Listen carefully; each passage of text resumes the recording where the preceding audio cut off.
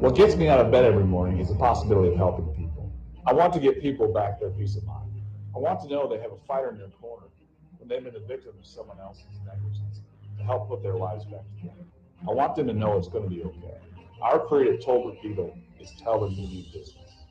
We want our clients to know that when they hire our law firm, the insurance companies are going to take them seriously. They're going to take their case serious. We leave no stone unturned in preparing a case.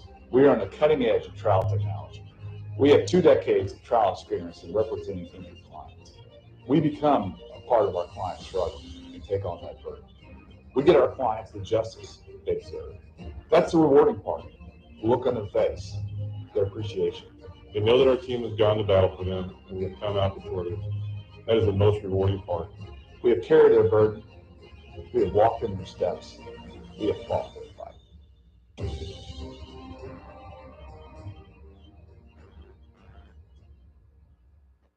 Do you want to do more? Are you feeling called to help? Some will just hang on. Others will raise their hand to truly help. Phoenix Home Care is looking for raised hands. Phoenix Home Care and Hospice needs help. Phoenix Home Care is hiring immediately for caregivers who want to help people live life with dignity in their own homes. Take this time of crisis to seize an opportunity. Go to phoenixhomehc.com and click on the Careers tab. Be different. Make a difference. Choose Phoenix. Phoenix Home Care and Hospice. I choose Phoenix. When Gary and Sandra Henry started Henry's Towing nearly 5 decades ago, customers knew that Henry would be the guy coming to help. People would call and ask to let Henry do it. And as Springfield has grown, our family has grown as well. So there's always someone around to come help you out. Everyone at Henry's is a member of the family, fully trained and as dependable as the original. With a family this size, help is always right around the corner. So if you find yourself in need of roadside assistance, remember to call the name you've grown to know and trust. Remember to let Henry do it. I'm Nicole Cartmel with the Bank of Missouri. Whether you're looking to pay bills,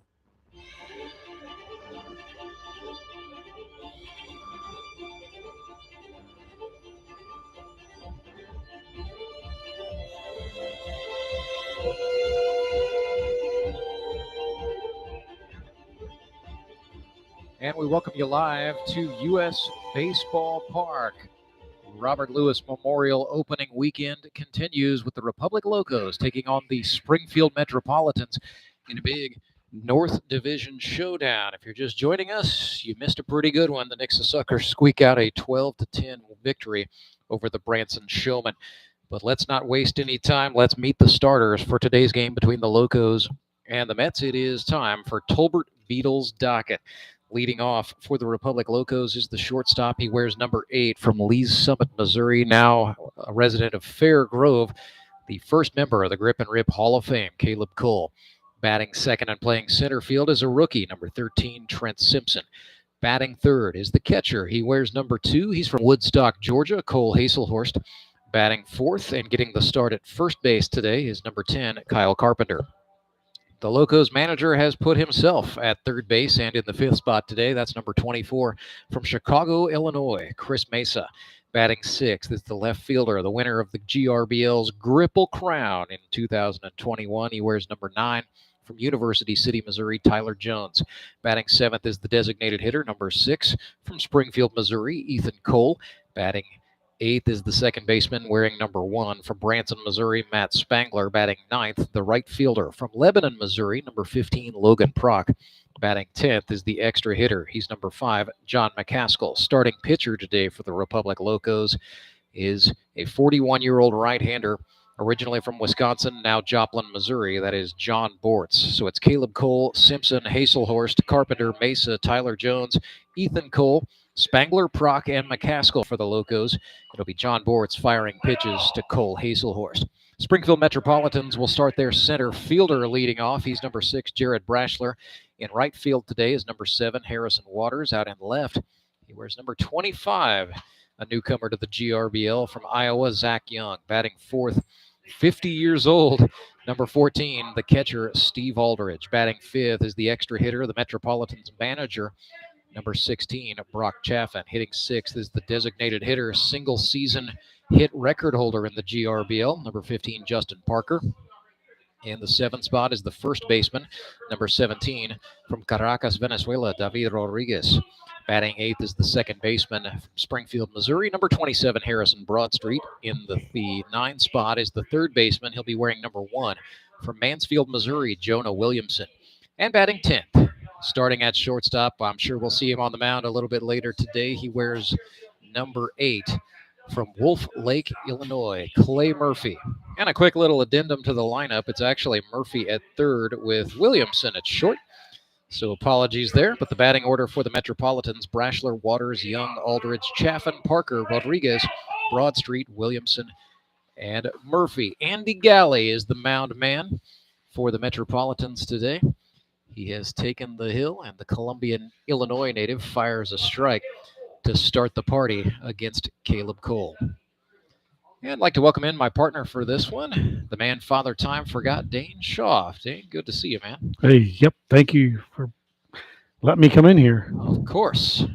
You actually know some things about baseball, which makes you an inherently valuable member of this team.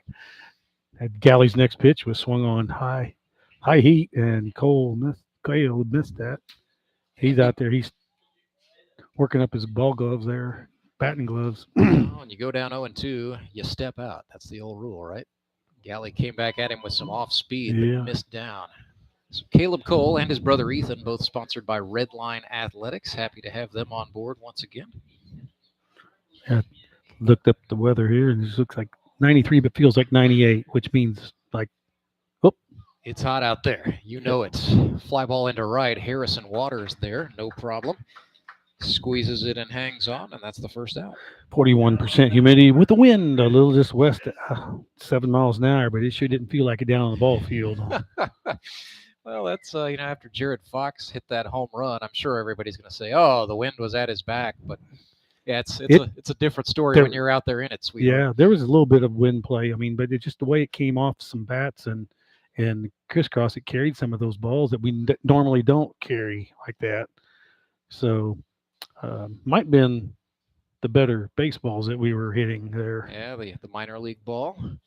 Trent Simpson, the batter here, facing Galley.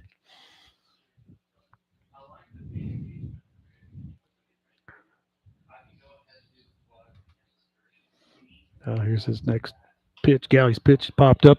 Third baseman Clay Murphy makes a play. Oh, little juggle. But he held on. Yep. So making sure everybody saw the ball. It's kind of an interesting move there, but Brock Chaffin electing to go with Jonah Williamson. Younger legs. Something like that. Jonah just. I'll ask Clay that after the game, right? 3 years old. Back in the GRBL after he's last played in 2019. Here's Cole Hazelhorst. Speaking of young legs, 22-year-old catcher from Georgia looks at a strike. Yeah, I spoke with Jonah there. We played together on that last team, and he's done the Army thing, and then he's also helping doing wildland fire. Yeah, he works for the Forest Service, the U.S. Forest Service. Yeah, I remember Jonah Williamson weighing about 20 pounds less than he does now. He looks like he's muscled up. Yeah, he's got a little extra arm power there going on. I asked about that, and he said that's that Army stuff going on. Andy Galley got Cole Hazelhorst to chase upstairs. Cole was 10 for 26 a season ago with Moon City. On base percentage, very good, 448. So the 1-2 from Galley is a ball. Well, earlier today we saw Josh Engler become the third man to join the GRBL's Century Club, striking out 100 batters. We're looking at the second man to join it, Andy Galley from Columbia, Illinois. Deuces wild to Hazelhorst, 2-2-2. Swinging a foul back.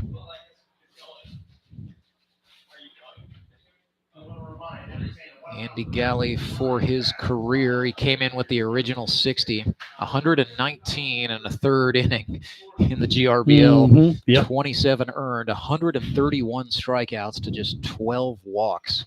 So command a premium for Andy Galley, now 38 years old. Swing and a miss there. His first strikeout of the day is a good one. It must have been I don't remember which team I played on with there, but yeah, it was he brought the heat.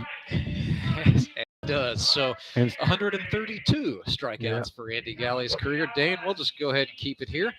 We saw Friday night the Ozark Mountain Ducks pulled off a 5-3 win over Moon City. We saw a wild one there between the Suckers and the Showmen. At one point, the score was 11-0. But your Showman boys rallied. They battled back, and then we saw the game end up getting hit with the 2-hour, 45-minute time limit. yeah, 12-10, your final score. So we've had 2 games, each of them decided by a couple of runs. And I expect this to be pretty close today between the Locos and the Mets.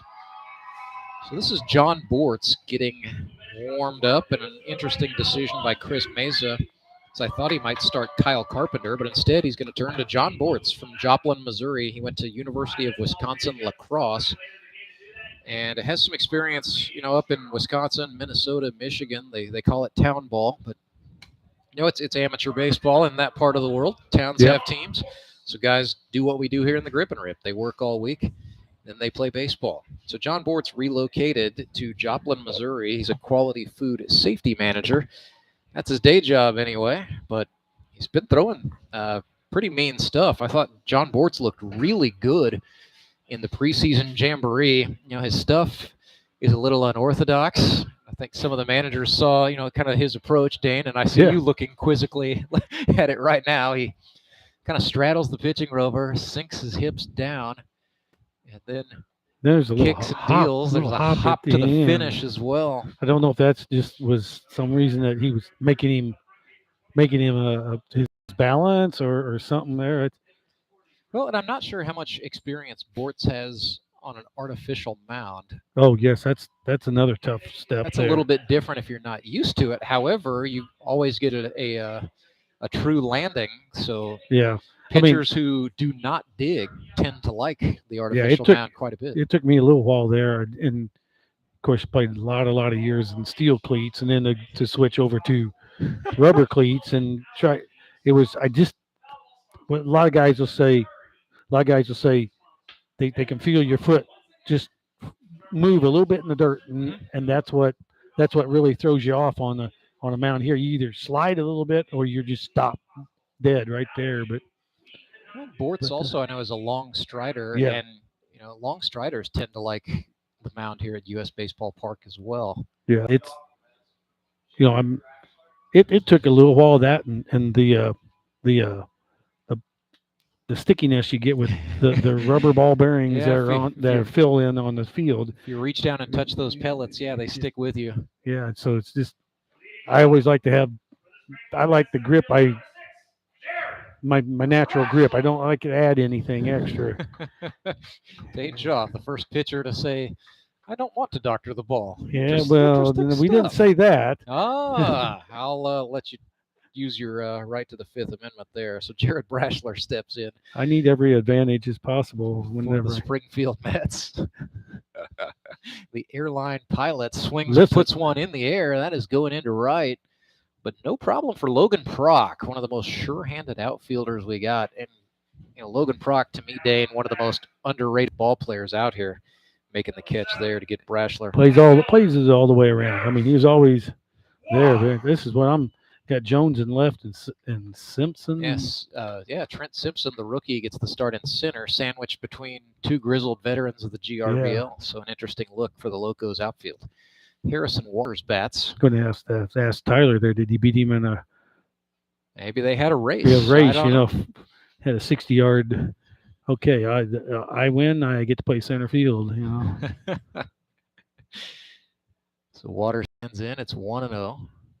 Harry from Republic, Missouri. Swings and drives this one. That was a looper. Logan Prock's going to have to charge in, but that loops down. Base hit for Waters. Bare hand play by Prock to save the double, but it is a single. The first hit of the game belongs to Waters. So he had 12 a season ago with the Locos. He's on the Mets now, and he is officially 1 for 1. I'll bring up Zach Young, another newcomer, wears number 25 on his back. He is originally from Bolivar, Missouri, went to Missouri State, lived in Iowa for a time, where he played in the Mid-Iowa Baseball League, which is an MSBL affiliate. Bortz looks down and fires. There's a strike. So a couple of old-fashioned town ballers going at it here. Yeah. Zach Young and John Bortz. Back when I played with a town team out of Lockwood, there was 16 teams in this Southwest Missouri area. Good grief. I mean, those were the days. There's yeah. A slider I mean, swung on and fouled. You played Wednesday night, you played Sunday, and sometimes on Saturdays if you guys was trying to make up something. But I mean, Springfield had like 4 teams: Nixa, Ozark, Lebanon, Mansfield, Marshfield, maybe not Marshfield, Lebanon. Yeah. Miami, Oklahoma. Oh gosh. Greenfield, Huh. Blue Eye. They had a team in Blue Eye? Yeah. That's crazy. We played the games at there's an 0-2. So down on strikes goes Young, and then Hazelhorst tried to throw down to first. Carpenter didn't handle it. It goes into the outfield, and Waters advances. So a strikeout, and then a passed ball by the catcher. Blue Eye got to use the School of the Ozarks field. Oh. So there was a connection there. That's somewhere. Pretty nice digs. It was back then. I don't know what I'm sure they've upgraded. Oh, they have artificial surface there now. Yeah, well, believe it or not. They had good dugouts and stuff, and of course it's always hot in the middle of the summer when we get to play. Steve Aldridge bats. Yeah, he's from Marshfield, Missouri. Speaking of that, an electric co-op executive. Spent some time in the New York Yankees farm system. Here's a conference on the mound. Hazelhorst and Bortz probably just not on the same page, or Hazelhorst is saying, here's what you do with Steve Aldridge. I think it's probably that. It's you intentionally put him on first base in this situation. I'd probably think about it with the base open. I mean, you got Chaffin up behind him, right? It doesn't get easier. No. That's right. So Steve Aldridge last year led the league, 14 hits in 34 at bats. Average was 412. My pleasure. I get to play ball in Arizona with him, and it's kind of one of those you see when those hands are, and he looks like he's ready to hit before he even gets in the batter's box. Oh, hey, I think he gets out of the car ready to hit. Yeah, he just looks like one of those guys. Yeah. Steve Reich thrown there from Bortz. Aldridge just kept the bat on the shoulder. So 0-1 with 2 outs. Runner in scoring position is Waters. He's leading from second. Bortz fires inside. Hazelhorst has to block.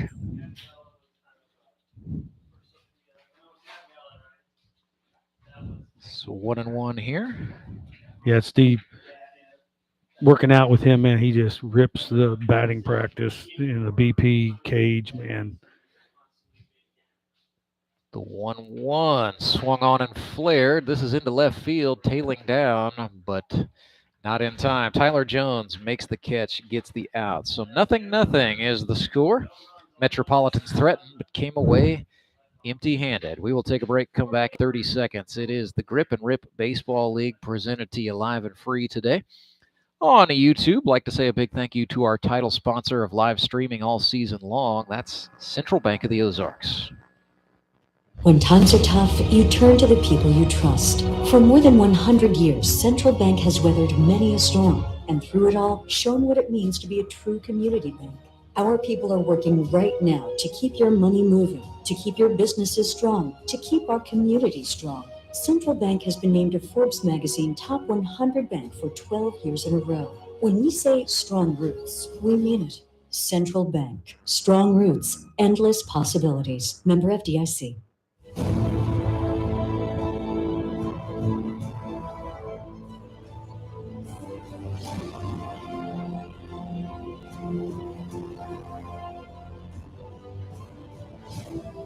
Andy Galley back to the hill for the Springfield Metropolitans. They are scoreless with the Republic Locos for the moment. Rance Berger with you live. My partner for this one is Dane Schaff. There you go. Sorry now about you're that. on. You were adjusting the set. I had you off. So Andy Galley, for his career, a 2.04 ERA, played for the Branson Showmen a season ago through 29 innings in 2021. Gave up 8 earned on 38 hits. So scattered his hits, also struck out 39. That was a career high. And had a 2.48 ERA. Walked just a single batter all season long. Andy got his 100th strikeout back on August 22nd of 2021. So creeping up on the anniversary of that moment. Kyle Carpenter's in the box. It got Chaffin moved in behind the plate now. So yeah, we got he and Aldridge, I think, alternate and take advantage of the extra hitter spot. Other than that, Mets defense is as it started. Left to right, it's Murphy, Williamson, Broadstreet, and Rodriguez across the infield. Next offering to Carpenter was a changeup. He grounded it foul. Murphy into foul territory to touch it. I'm still not used to the sight of Clay Murphy playing third base. It just doesn't. He's doing a fine job and all. It just doesn't look right. I would say it's probably Jonah felt more comfortable at shortstop. Probably more of a compliment to Williamson's skills and Murphy's versatility. Carpenter very late on the fastball and strikes out. That must have been looking nasty coming. Back-to-back strikeouts for Andy Galley. One out here in the second, and it brings up Chris. So the Republic Locos skip, originally from Chicago, Illinois, went to the College of DuPage, played 2 years of junior college ball, then came to Missouri State University to finish up a degree in Spanish. That's kind of cheating. He grew up in a Spanish-speaking household. Yes, yeah. Nevertheless, the degree still counts. The 0-1 to Mesa swung on, fouled back. Over here. Chris, he was talking about that during one of the workout days, and I didn't realize how much that was. I mean, of course, I don't know that I don't think I've played on the same team as Chris. It seems like we was always against each other. Galley set him up outside. Mesa declined to oblige. It is now 1-2. So yeah, I think Chris will tell you he majored in baseball for those 2 years he was at junior college, and then decided he kind of needed to figure out a major when he became a junior at Missouri State. Fastball. Down on strikes he goes. Galley got him with the heat. That's now 3 for him. And it will bring up the Gripple Crown Award winner, Tyler Jones. He led the league in average, in hits, in home runs. He had 1, but it still counted. And in RBIs a season ago with 11 of them. Matter of fact, best I can tell, Dane, Tyler Jones is the Grip and Rips all-time leader in RBIs, 28 for his career. That's extremely unofficial, but that was the best I could tell, taking a quick census on Saturday when the question was posed to me. 2-0 here, so Galley's being careful. Fastball for a strike. When we played, I think the Ducks 2 years ago. 2020, yeah. Yeah, he seemed like he was always coming up with people in scoring position. So that's how you get RBIs. He likes to bat in the 6th spot for that exact reason. He's just more comfortable with guys on. I remember 2019, he was with Austin Kendrick's club and tried to make him a leadoff man, and he said, I just never felt good about it. Yeah. 2-2, swung on and hit in the air left field. That's going to hit run the gap. Tyler Jones looking for extra bases as the ball goes to the wall. Tolleson up with it for the Mets. They will stop the triple, but that is every bit of a double for Tyler Jones. And so the Republic Locos have their first base runner, and he is in scoring position with 2 outs for Ethan Cole. Yes, this is Caleb's older brother by 1 year, 31 years old. He's from Lee's Summit, where he went to Lee's Summit North. Played club ball for Mackin Sites, which is Kevin Seitzer's pretty major club team out of Kansas City. All the Cole brothers actually played for that club. And he skies one, man. Yeah, that is way up into the ozone layer. Coming down, settling under it is Williamson. He makes the catch. So threat neutralized. What do they say? Home run in an elevator shaft? Yeah. Something like that. He's got the arms. If you've met him, he's solid, and he's just a bigger version of Caleb. Yeah, he is. Well, Ethan Cole by trade is a diesel mechanic, so I'd say he's built some arms turning wrenches. Chaffin and I will step aside. We are scoreless here at U.S. Baseball Park. Back right after this. What gets me out of bed every morning is the possibility of helping people. I want to get people back their peace of mind. I want to know they have a fighter in their corner when they've been the victim of someone else's negligence to help put their lives back together. I want them to know it's going to be okay. Our creed at Tolbert Beagle is tell them you need business. We want our clients to know that when they hire our law firm, the insurance companies are going to take them seriously. They're going to take their case serious. We leave no stone unturned in preparing a case. We are on the cutting edge of trial technology. We have 2 decades of trial experience in representing injured clients. We become a part of our clients' struggle and take on that burden. We get our clients the justice they deserve. That's the rewarding part. Look on their face, their appreciation. They know that our team has gone to battle for them, and we have come out victorious. That is the most rewarding part. We have carried their burden. We have walked in their steps. We have fought their fight.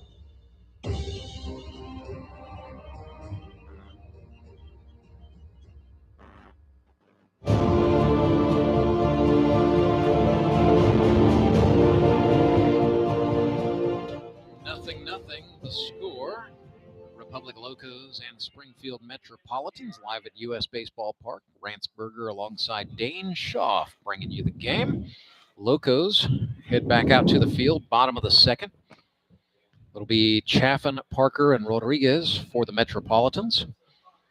Got a base runner on and stranded a man in scoring position. That's kind of the story. 2 men left in scoring position this game. And both starting pitchers looking pretty sharp here, Dane. Yeah.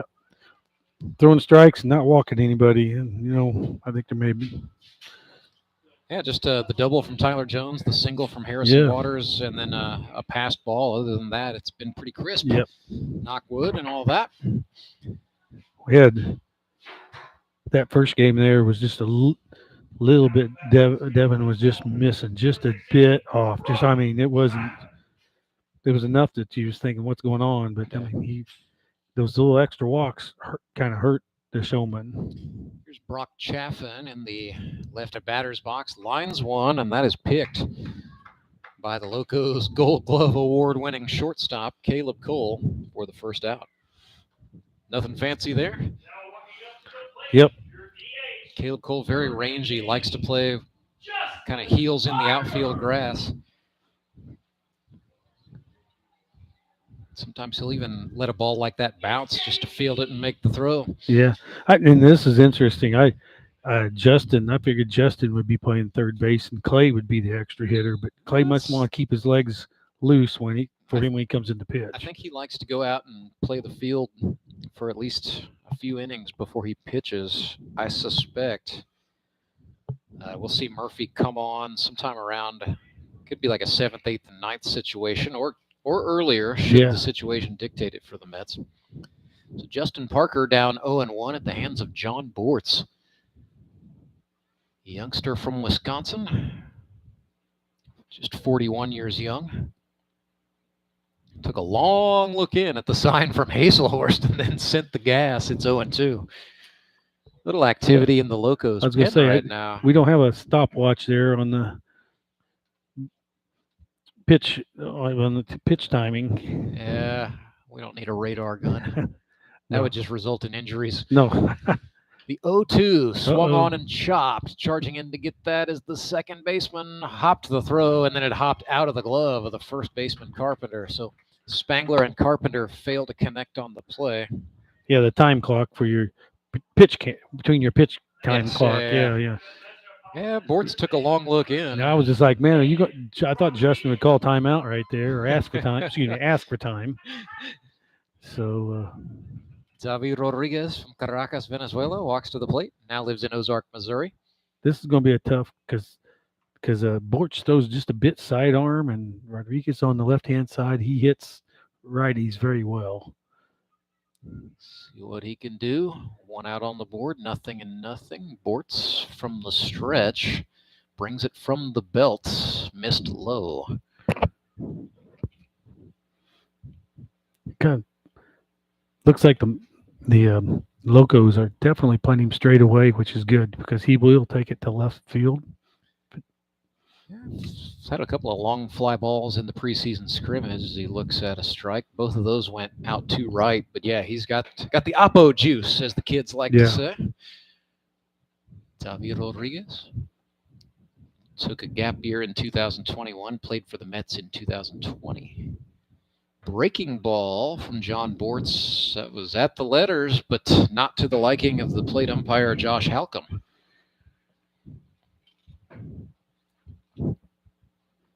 2-1 now for David. Bortz from the belt. Jammed him. This is popped up. It's going to stay on the surface. Hazelhorst, the catcher, runs over, avoids a collision with his third baseman, Chris Mesa, and gets the out. There are kind of three locos in the same zip code. Actually, Bortz ran off the mound. Yeah. Gives Hazelhorst a hearty slap on the rear end to say, thank you, young man. Harrison Broadstreet, the stand-up comedian, comes to bat for the Metropolitans. He's their second baseman today. He does things other than tell jokes. Harry lifetime, 14 for 70. That's a 227 average in the GRBL. From Central High School, then Hannibal LaGrange College. 2 outs and a runner on is just missed outside. Parker. So John Bortz taking a little walk after that one. That was pretty close. I mean, that was your 0-2 you pitcher's that. pitch. Yeah, you want to ring somebody on that one. Locos have Tyler Gooden up in their pen, and Bortz fools Broadstreet there with a change. So this Republic team, their primary pitchers, they have righty, lefty, lefty. They're going to mix up the looks they send at you. Kind of like that for their chances going forward this year. Fastball from Bortz has hit the opposite way. Great piece of hitting from Harrison Broadstreet. He's on with a single, and Justin Parker is going to go first to third with a slide. Locos hold it up on the infield. So Broadstreet taking what is given. He's on with a single to right. And Jonah Williamson. How about this? Your first live AB in a couple of years, and it's a scoreless ball game with a man in scoring position. Yep. It works in good because, he's a lefty batter, and you'll see it coming out of Bortz's hand pretty easily. So Jonah Williamson went to North Arkansas College. He's from Mansfield, Missouri. Swings and misses there. So in 2018 at North Ark, Jonah played in 32 games. He hit .264. Drove in 17 runs with 24 hits. I think he's been playing a little bit this summer. He's been doing something. He's definitely been lifting something heavy is what it looks like. Runners on the corners, 2 outs, 0-1 to Williamson. Breaking pitch, caught the black on the inner half. That was filth from John Bortz. Needs one more of those to get out of this. Took a little off and kind of froze Jonah there. So you backpack in to fight a wildland fire, and then you're running a rake or the shovel, or you're going to be strong in the upper body. That's full body stuff. Yeah, not to mention aerobic. 0-2 to Jonah. That's got him in the cheek. Caught him right on the right cheek, and I'm not talking about the one on the face. It's a batsman to load the bases. Hate that for John Bortz. Looked like he just grip locked the ball there. Yeah, looked like he just hung on to it a little longer. Wanted to come inside with the fastball there and just hung on to it just a little long. So we remain scoreless, 2 outs, but the bases are now chucked for Clay Murphy. Chris Mesa, the third baseman, very briefly. Not even going to call that a Phoenix Home Care and Hospice mound visit. Just a quick chat and a let's go with John Bortz. So Clay Murphy, 5 for 24 a season ago with Moon City. A triple and 4 batted in. Boy, Justin's messing with him down there at third base. Parker is really trying to mess with Bortz. He kicks and deals back to the full wind, and there's a Steerike thrown. He must have had his Wheaties this morning, because I haven't seen Parker do that. He's looking lean and mean. Talk about Williamson gained weight. I think Parker might have dropped about 10 pounds. Oh, he's got a big old lead. Yeah, but the way Bortz stands on the mound, it's hard for him to step off. Kicks and comes home. Breaking pitch to Murphy. They say a little too up. 1-1. Big situation here in the bottom of the second. Just the Bortz. Long look in. Kicks and delivers. That's inside. 2-1. High and tight. I think the outfield's just a bit deep, but see if Clay tells me I'm wrong. He's got a lot of room to work with. Yeah. It looks like to right center especially. The 2-1 bent and caught the inside of the zone. So a very interesting situation here with Deuces Wild. You stay with the off-speed stuff here, Dane? I think you're going to see it on the outside corner. Curveball here. Here we go. Bortz has what he wants. Coming home. Oh, he come in. That was fast. a jammer in. It was popped. Back to get that is Cole. He will make the catch. Murphy is retired, so the Mets load him, and they stranded them. No score. Ran that in on his hands. Good pitch from John Bortz. Yep. So no score, nothing. We will go to the third. Mets and Locos. More right after this. Give local. We hear it all the time, and when it comes to blood donation, there's an easy way to make sure your gift is being used in your community. Donors with Community Blood Center of the Ozarks provide every drop of blood, platelets, and convalescent plasma to patients in over 40 area hospitals. How do I know why that's important? Because my youngest daughter, Jocelina, is alive today thanks to local blood donors. Find out how you can help at cbco.org. Local donors, local patients. That's the Community Blood Center of the Ozarks difference. Well,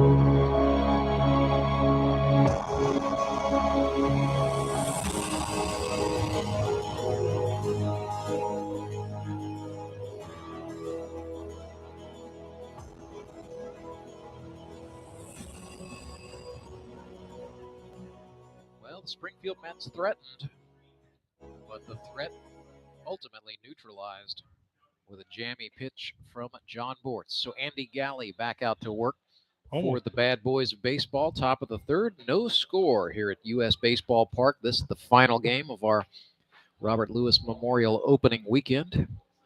I was going to say it wasn't a fastball. I mean, it almost looked like maybe took just a little bit off a spot, a change up he ran it in on his hands, and that got Clay to pop it up. I'll admit I don't know exactly what's in the bag for Bortz, but I tell you what, just he's got that funky wind. Yeah. The delivery is a little bit peculiar, but it's effective. I'm enjoying watching him pitch. I used to play with a 6'7" semi sidewinder that could throw. He could throw over 90, and but he would drop down. He dropped down and it. Whoa! Matt Spangler gets a hold of something. That's headed out toward the bullpen in left field. But yeah, he was just a little bit different on when he threw, but he threw just below 3/4, just above sidearm at 6'7", and he'd start that thing. Spangler touches one. There's those young legs. Jonah Williamson go catch that back. ball. The shortstop catching that one, saving the hit there. So one away as the native of Enumclaw, Washington will go have a seat. It's going to bring up Logan Prock. He's the number 9 hitter in the Locos order. They're going with a 10-man order. If you're not familiar with Grip and Rip, clubs have the option each game to go with a 9 or a 10-man card. Both teams going with the 10-man today, so using the extra hitter. So Logan Prock in right field looked at a strike.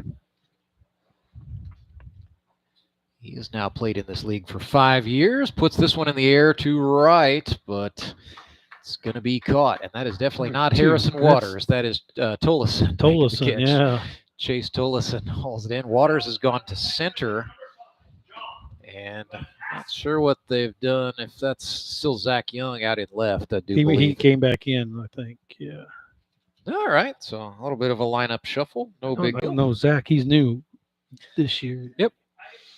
Just moved back to the area, is my understanding. Swing and a miss there. John McCaskill. Another newcomer. He's a prosecuting attorney by trade. So, Dane, good guy to know should you run afoul of the law. Yeah, maybe we should have had him on the discussion in the first game. But He works here in Greene County, or we're in Christian County right now, of course, being in Ozark, but he works in Greene. Yep.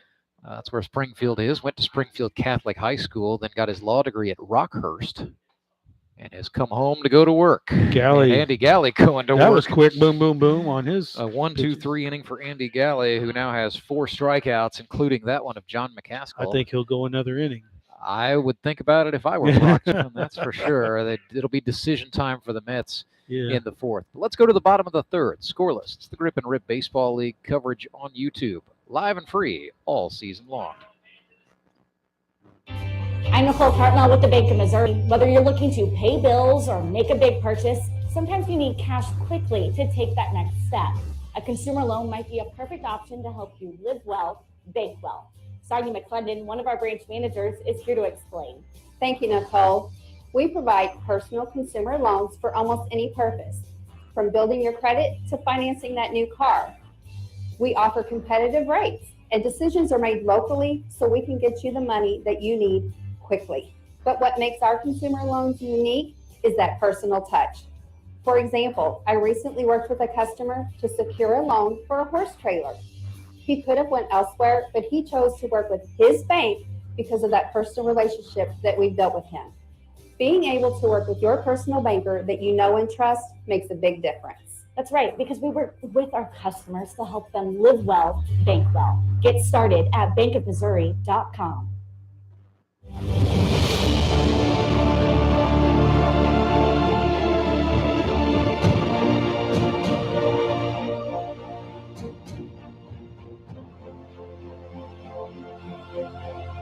Well, after a nice creepy top of the 3rd, John Bortz very quickly back out to work for the Republic Locos for the bottom of the 3rd. We are scoreless. Springfield Metropolitans, Republic Locos all knotted up in this GRBL North Division matchup. And whoever wins this game today is going to be the sole possessor of first place in the North after the Moon City Mavericks lost to Ozark 5-3 on Friday night. So maybe a little too early, Dane Schaaf, to start saying playoff implications, but maybe I'll just do it anyway. Well, you got to say, I mean, our schedule is not that long, and you got to look at this. Okay, you're going to build, and you want to build to that playoff, and that's the way you got to go. So, and really, even though everybody makes the playoffs, no such thing as a throwaway game here in the GRBL. No, Season's so short. You want to win. I mean, that's that's why you play the game. Yeah. I believe Herm Edwards had something to say about that, right? You play to win the game. Yep. Jared Brashler in the Anderson Engineering leadoff spot for the Mets. Flew out to right last time, chased Bigley there, and he's behind 0-1 on the breaking stuff. Yeah. Brash, the airline pilot, originally from Branson, played high school ball at Bolivar, now resides in Ozark. Grounder to second, stabby move by Matt Spangler. He was going to circle and he kicked right. He circled all right.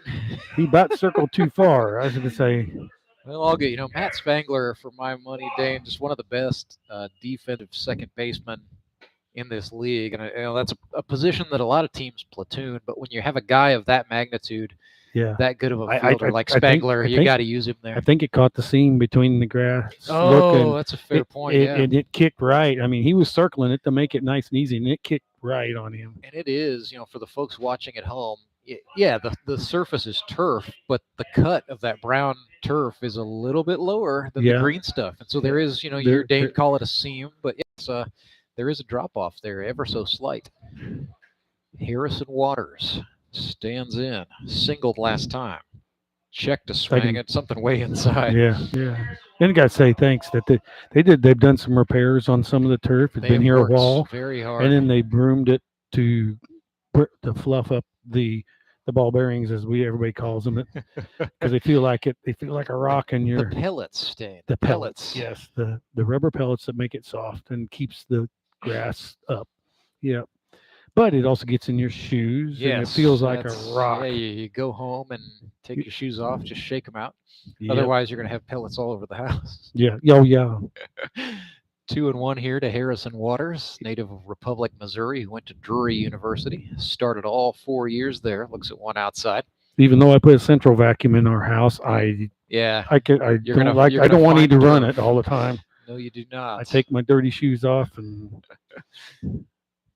everybody knows if your wife's happy, your life's pretty good. Waters gets into all of that. That is one hop off the wall. It goes. Extra bases for Harrison Waters. He is digging for third. Caleb Cole fires. They got him. It's a double.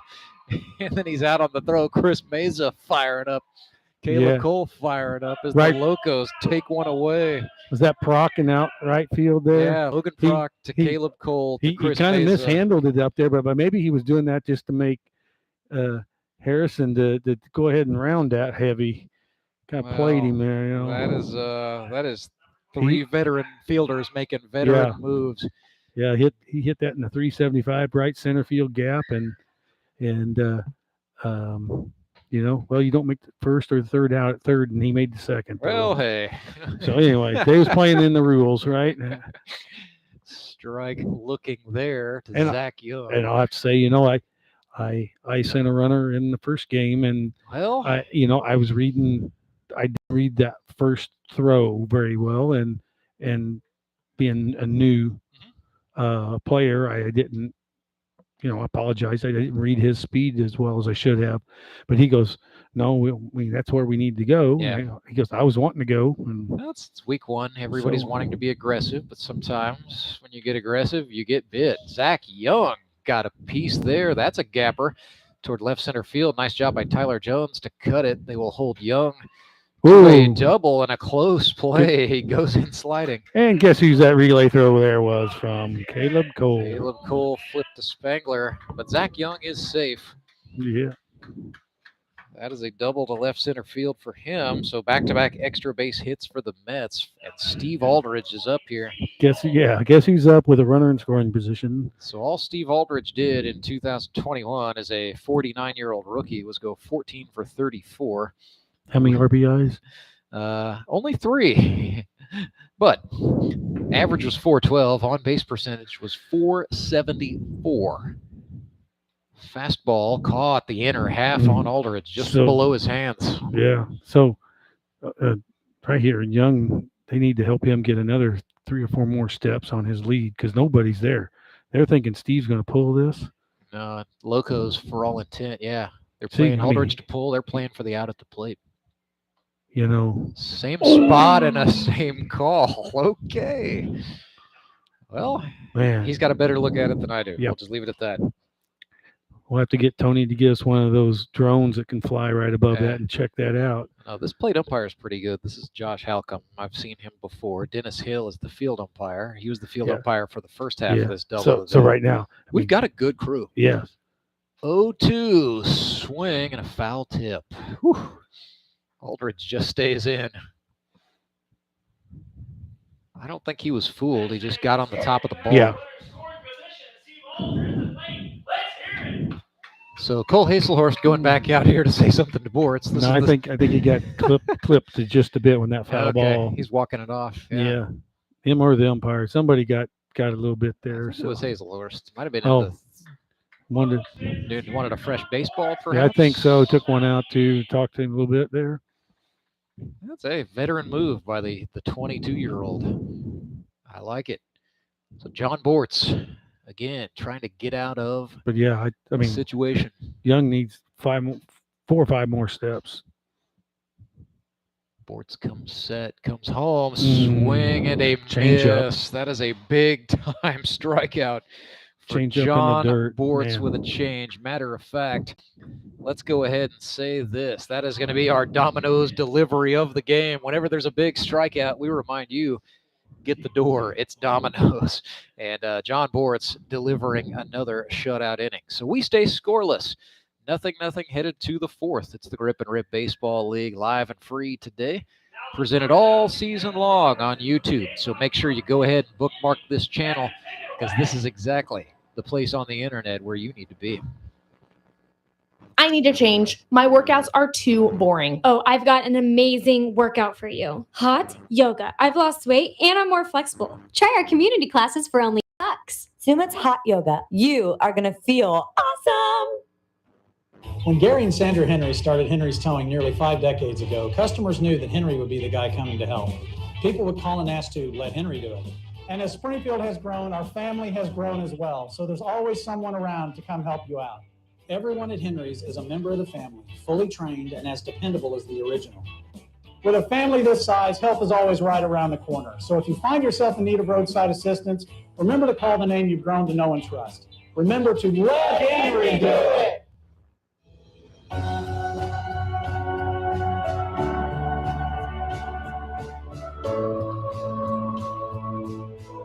Randsberger, Dane Shaw with you live at US Baseball Park, where we are scoreless through 3. Springfield Metropolitans and Republic Locos. Andy Galley back to the hill for the Mets, so that means he will be designated with the 3+ tag for that club today. From this moment forward, any pitcher who comes on for the Mets will be restricted to no more than 3 innings of work. Defensive substitutions to tell you about. Mets have brought Calvin Dreyer on to play second base. So left to right across the infield, it's Murphy at third, Williamson at short, Dreyer at second. Rodriguez has gone, or stays rather, at first. Then it's Tolleson in left, Brashler in center, and Waters in right. Sorry about that, Dane. Galley missed on the first one there, a little bit outside, and now he missed on a second curveball here to Caleb. Yep, Caleb Cole back to the Anderson Engineering leadoff spot. The GM of Redline Athletics in Springfield, and Galley nibbling. He doesn't walk guys often, but here's a hitter's count 3-0. Just had a single walk all last season. We might want to mute our mics if he walks him here. Well, there's a strike. Caleb kept the bat on the shoulder, and Galley responded by sending one down the turnpike. He's a gamer. Let's just say that. Yes, he's known as being an intense individual. Yes. There's a fastball, and Caleb Cole takes a walk, doing nothing at all to show it off. But that's Little League hustle, as a matter of fact, down the baseline, wanting no part of being in Andy Galley's field of vision as Trent Simpson comes up. So a rare base on balls for Andy Galley. Simpson playing center field there. Yeah. Yep. Trent Simpson, a rookie. He's from Springfield, Missouri, a loan officer. Swings and sends this one into right field. Waters with it for the Mets. They will hold Caleb Cole at second base. So a little bit of business picking up here for the Locos. A walk to Cole, a single to right for Simpson. And the dangerous Cole Hazelhorst coming up in a tie ball game, trying to break this one open for Republic. 10 hits for Hazelhorst a season ago. His on-base percentage a very nice 448, and he drove in 9 runs. Won't drive one in this time. That hit him on the arm. Command perhaps starting to deteriorate for Galley. And I haven't talked about this yet because he's been cruising, but he's a guy who typically struggles when it's hot, like he is outside. You saw the cap come off there. I think the heat getting Galley a little bit. Kyle Carpenter is batting. Time is called. This is called by the umpires. Yeah. So I think you're going to ask it. Did he lean his elbow into?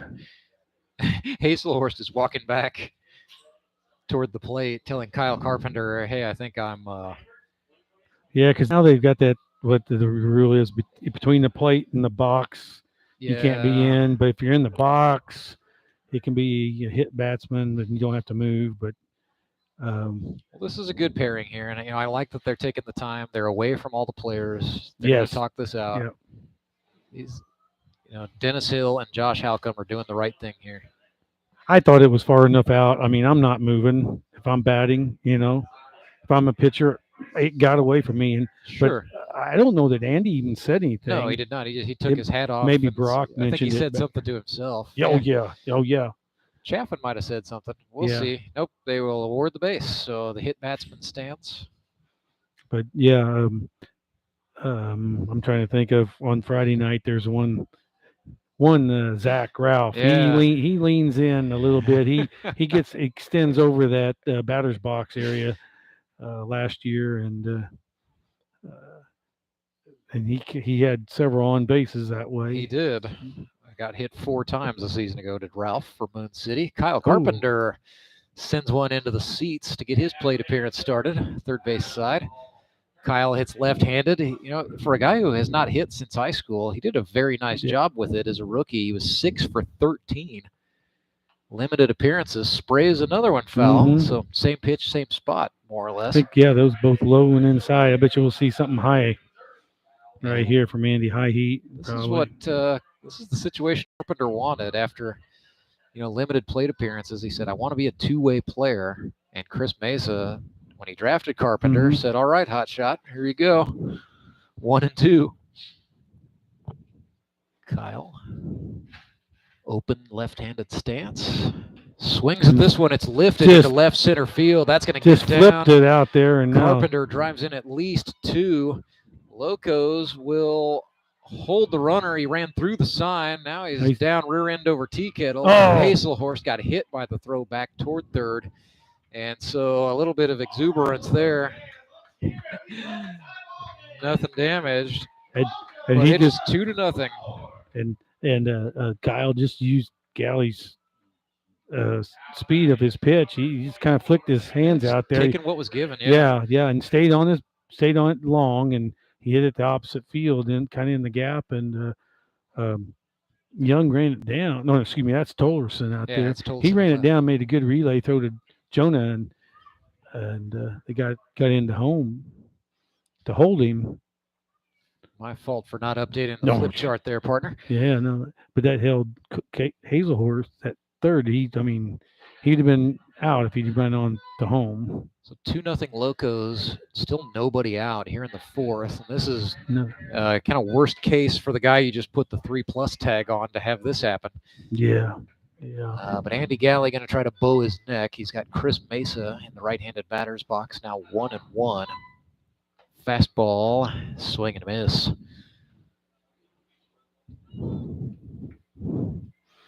Galley, a fast worker, was right back on that rubber waiting for Mesa to come set. Swing and a miss. So Andy responds with a strikeout. That's his 5th of the day, but certainly not out of the woods. No, not with Tyler coming up here. Tyler Jones. I would say when I was catching Andy, sometimes he'd get in that real fast workup, and I said, every once in a while, I'm going to slow you down.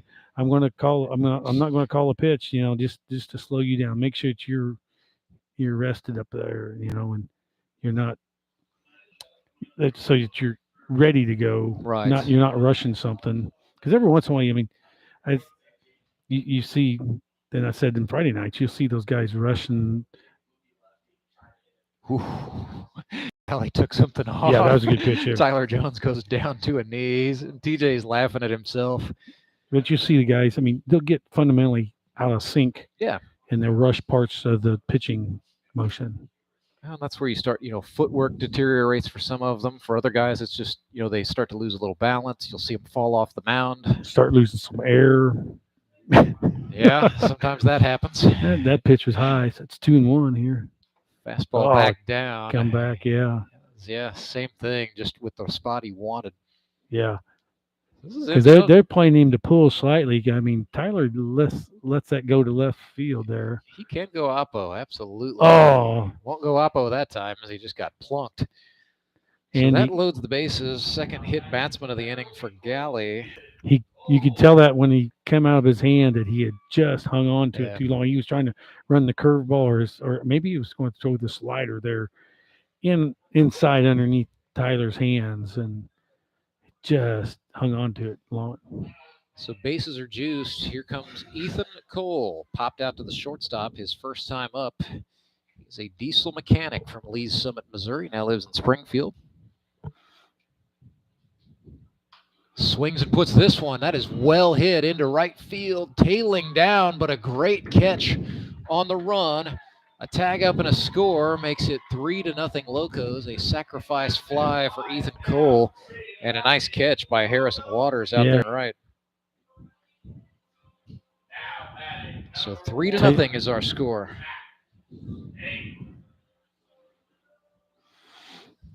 Brings up Matt Spankler as we now have 2 outs this inning, top of the 4th. Locos lead the Mets 3-0. So let's see. Tyler and somebody else is talking about stolen bases. Skylar Carter, who swiped 2 bags on Friday night, and with second base open here. Yeah, you're going to see. What might Mr. Jones do? Yeah, you got Galley on the mound, Chaffin behind the plate. I'd think twice about running on Brock Chaffin, but Tyler Jones may feel like he needs to make up some ground in the old Skylar versus Tyler rivalry. Yeah. 1-1 to Spanky, as he is known to some of his friends. Oh, I really thought he was going to go there. Took something off. That's chopped to second. Dreyer applies the tag to Tyler Jones. Tried a little bit of the Nutcracker ballet there. Nothing doing. It's an unassisted put out, but it is 3 runs on the board for the Republic Locos. So they lead the Mets 3-0. We'll bring you the bottom of the 4th right after this. It's the Grip and Rip Baseball League all season long. We're going to say a huge thank you to our friends at Henry's Towing. And remember, when you're in a jam, let Henry do it. Acme Towing Company, that's too far away. Let Henry do it. Nah, we're ready to close. Let Henry's do it. Henry's is ready to take your call right now. From compacts to semis, Henry is here to help 24/7. Save yourself the hassle and make us your first call. Henry's gets there fast, offering multiple locations to serve the Ozarks. When you're stuck on the side of the road, make the right call. Let Henry do it.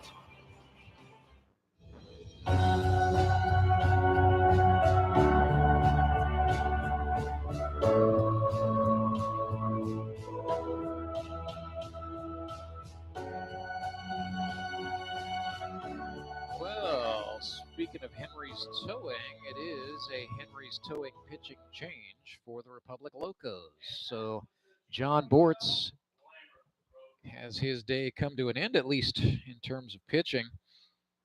And the Locos turn things over to a left-hander out of Strafford, Missouri. This is number 14, Tyler Gooden. Went to North Arkansas College, 33 years old. Had injuries, I believe, kind of derailed his college career.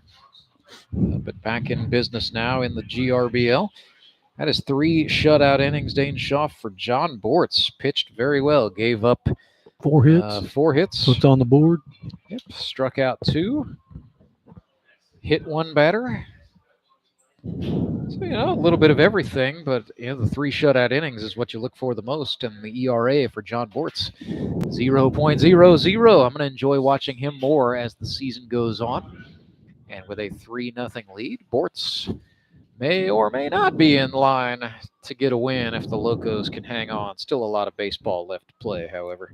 Check that out. Brock's pleading the case on something. Oh, he's always pleading the case on something, Dane. As a league executive in my spare time, I can always tell you that.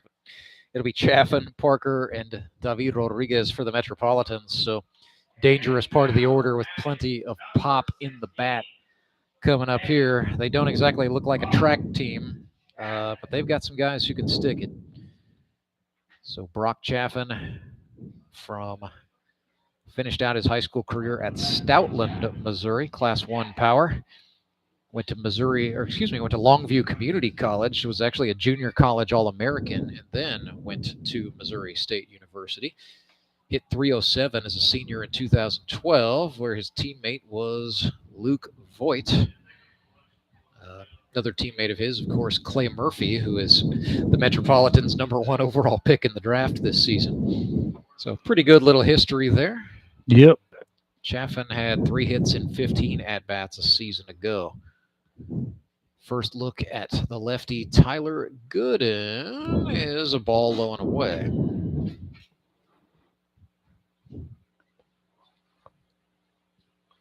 Gooden keeps the glove up in front of his face. We go from Bortz, who had the sinking action and almost straddling the rubber all the way across, to Gooden. Just likes to keep the glove up high and gaze over. It kind of reminds me of what Andy Pettit used to do. Yeah. Except I was always convinced that Andy Pettit was spitting in his glove the whole time. He had to do something. I don't think Gooden is doing that. I think that's where he's comfortable bringing it from. Yep. Next offering to Chaffin, swung on, sent down the right field line. It is foul. Wow. And just about a foot outside the line there. That's Dusty Needless, I think. Playing right for the Locos. I think you're right. 4. Yeah, I don't know. He saw that ball off the bat. I mean, that was scorched. And we're talking. Didn't have a lot of time to react anyway. And probably would have been a double easy for Chaff. They definitely slided him to the right field and right center field, but Needless. Jones is out there and left straight away. Well, he's not going to give that up. Got half that outfield to himself. Yeah. And Needless has now almost got his heels on the warning track. Yeah. He is way back there, playing Chaffin about 340 feet deep. Center fielder is I think Proc now. You would definitely want to be on the outside corner here. Locos also have Farron Cogdill playing second base, so a little bit of a change there. Next pitch to Chaffin is a jam shot. He fouled it off. So Locos fans applauding their man, Tyler Gooden, for gamely hanging in. Oh, Tyler Jones, he didn't take a few steps to the center. Took one step towards center field. Yeah, I think he looked over there and he goes, God, Simpson had moved further than he anticipated. 2-2 to Chaffin. Breaking ball that failed to break. He gets out of the way, and we're full up. Caleb Cole, the shortstop, playing back in the outfield. But he probably has enough. He's got the range. Yeah, range, arm. Full count, payoff pitch. Fastball bounced. Chaffin will walk. So a little bit of nibbling, perhaps, from Tyler Gooden. The Locos had that scouted. It's right here is, pick your. Well, yeah, it's your poison here going on with these next 3 batters, Well, Justin Parker, 4 batters. Good hitter. 5. Yeah. I mean, they got good hitters going on. So Parker, for his career, 35 hits. He is 35-106, so a .330 hitter. Shares the single season hit record, had 16 hits in 9 games back in 2017, where he hit .457 for the Table Rock Lake Monsters. Good name. Might have to bring that back at some time and point. Lake Monsters. Shares the record with Michael Antonio, also from 2017. So hits were plentiful back in year 2 of the GRBL. You were there for it, Dane. Yeah, that was my first year. They probably hit them off me. Now I know I had Rodriguez and Chaffin had both of them 0-2, 1-2, and I nibbled on the outside away from them. I think they both hit them over the left field. It was just, Just got caught being a little bit too careful. Yeah, but I didn't give up anything deep. So well, that's good. Yeah, it was. Of course, I probably wasn't throwing hard enough for them. 0-1 here to JP, who got a hold of that. That's deep into left. Jones backpedals. Oh, man. And it got over his head. He stutter stepped a little too early, and he paid for it. Justin Parker doubles off the wall. Runner has to woe up at third. That's Tolleson, courtesy running for Chaffin. Tyler's defense there, he's looking straight in the sun. Yes, he was. So a little bit of misjudgment. Yeah. Threw the glove at it at the last second and came up with nothing. As we seen earlier in the first game, the ball's carrying just a little bit more, jump in it. Wind out of the west that is blowing from the plate directly into left field. So TJ is going to try to shake that one off. David Rodriguez is up. Popped out, foul out, pop to the catcher last time. Breaking ball. Big breaker. Didn't get the zone. It's 1-0. So David Rodriguez, a mortgage broker. He is sponsored by Community Mortgage Brokers. Went to Campbellsville University in Kentucky. There's the breaker for a strike from Tyler Good. David's best year, I would argue, was probably back in 2018, so season 3. He was 8 of 22 at the plate that year.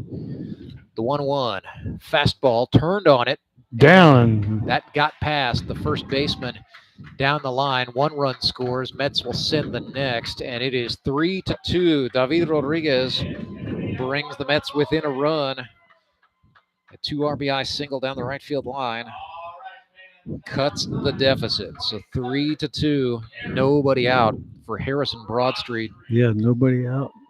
And Street singled to right his first time up. Deceptively smart hitter. Everybody thinks, oh, this guy's a stand-up comedian. Here comes a strikeout, but that is not the case. He does a great job just putting it in play. Yeah, so the scoreboard operator's messing with him because now he's got a 1-2 count on Harrison. It is 0-1. Yeah. And activity in the Locos bullpen is Chandler Veet, a right-hander, up and throwing. So looks like somebody's headed down there in the for the Mets as well. Yeah, they've got it's going to be decision time for them, I think. Yeah. Depending on maybe what happens in the rest of this inning. Still nobody out, so excellent opportunity for the Metropolitans. Still trailing by a run.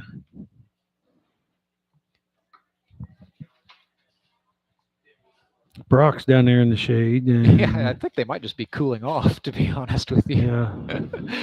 The 1-1 to Street. Aldridge is down there also, and I'm 18. That'd be That's Jaren Dishman. That would be the pitcher. The dish. Yeah, he played with my nephew in the 417. Yeah, I caught him there on the. That's right. In the at tryouts. Yeah. 2-1, make that 3-1. We were talking him and the barber, John Arts, and they go, "You know Tanner Phipps?" I said, "Well, he's my nephew." That's funny. And they both said, "Yeah, why isn't Tanner out here?" I said, "He's concentrating on golf." Well, but young man Tanner could play. Yeah. Funnily enough, I've had a few guys I've tried to recruit tell me, "Oh yeah, I just play golf now, and I don't want to mess up my golf game." Tanner reminds you, he played. Let's see how they say that. Safety backer. Okay. For the the nickel is what you would say in modern football. Yeah, he played safety and linebacker, and he could guard a fleet receiver, or he could jack you as the running back coming through. There's a free pass for Harrison Broadstreet. Second time he has been on today. I may have to put some pressure on him because he lives here in Springfield now. Yeah. Works right over here at Clear Creek. Yeah. Golf carts. No excuse. So here's Jonah Williamson, the U.S. Forest Service wildland firefighter. Still nobody out this inning for Tyler Gooden. Lefty starting to labor for the Locos. Still a 3-2 lead to protect. Not, we've seen some. We haven't seen a lot of ground balls yet from him. They're ever lifting everything on him. So Williamson. Maybe just guys pitches up just a little bit more than where he likes to have them. Next offering, swing and a miss.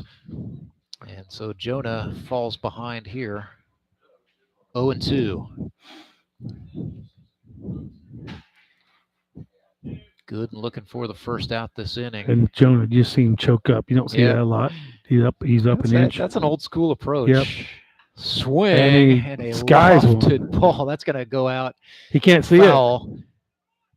Yeah. Oh, man. Right fielder lost track for a second. Yeah. And, without the crowd here, as we said Friday night, the gray back of the concrete and the aluminum seats, you sometimes miss it. It's off the turf, especially. It's a gray baseball and a gray background. Yeah. It's tough. And on a bright day like today. Yeah. And I didn't look to see if he's wearing glasses or not. Yeah, he's got sunglasses on. He just put them on his cap. I don't play with sunglasses anymore. Well, that can mess with you. Just a little bit, especially if they're not optically perfect. Oh, polarized is what you're not supposed to play baseball in polarized shades. Ooh, screaming foul ball off the bat of Williamson. Top of the dugout bin. There was eight Mets there ducking their heads, and then a couple of them turned around to their wives or girlfriends and said, "You need to move down the other way. Go get behind the net." Absolutely. Yeah. So another 0-2. This is the 5th pitch of the plate appearance for Jonah Williamson, who is battling. Gooden comes home with the curve looking. Took some off. Nice Started pitch it off from high Tyler and brought it Gooden. in. So that'll bring up the number 10 man in the order. That is Clay Murphy with 1 out. Still runners first and second for the Metropolitans. They trail by a run. So he's a closer by trade. Can he be the go-ahead hit right here? Sure he'd like to. The insurance adjuster, Clay Murphy. Asked him once, hey, what's your day-to-day really like? He said, well, I drive around, I go to people's houses, I climb on their roofs. So he likes the he likes using, the windshield as the office window, as they say. Yep. 1-0 to Murphy. Gooden takes a look back at the runner, David Rodriguez. Looks back 3 times, now comes home. Murphy puts the barrel to it. Diving grab by Caleb Cole. They will get the lead runner, Rodriguez. Goodness sakes, the force out. Diving into the hole, backhand, flip over to Mesa for the out, number 2. Spectacular play by Caleb Cole. I guess that calls the da-da-dump. Indeed. Yeah, it was. This is Chase Tolleson batting for the Mets. Pinch hitting for Jared Brashler. Gooden trying to get out of this inning. 2 outs, still a man in scoring position. A 1-run lead for the Locos. Tolleson pops one up and out of play. Harrison was jockeying down there at second base quite a bit. Yeah, Broad Street loves the mental part of the game. 21 years old, Chase Tolleson from Evangel University. They had him picked off because Cole had been talking to him. Caleb had him John, and second baseman snuck in there if they just would have thrown. Farron Cogdill. I don't know that was Gooden, right? Yeah. I don't know if he was in contact with the rubber to bring the ball back into play there, but 1-1. Left-hander Gooden throwing to the righty Tolleson with 2 outs. Swing and a miss there, just over the top of the ball.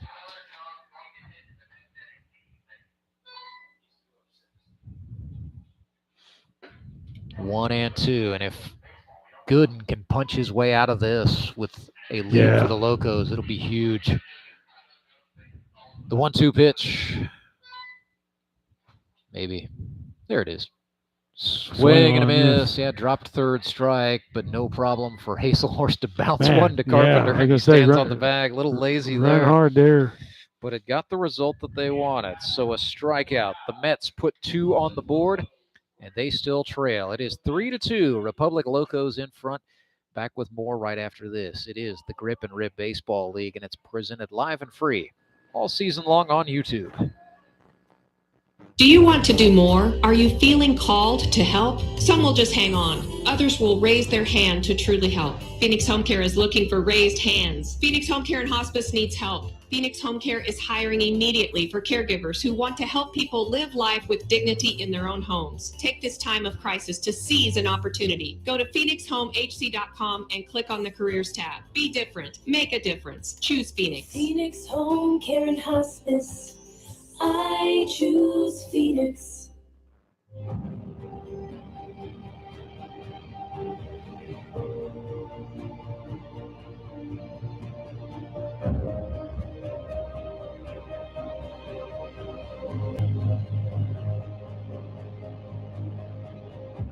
So Henry's doing pitching change for the Springfield Metropolitans. They will lift Andy Galley for a rookie right-hander out of Walnut Grove, Missouri.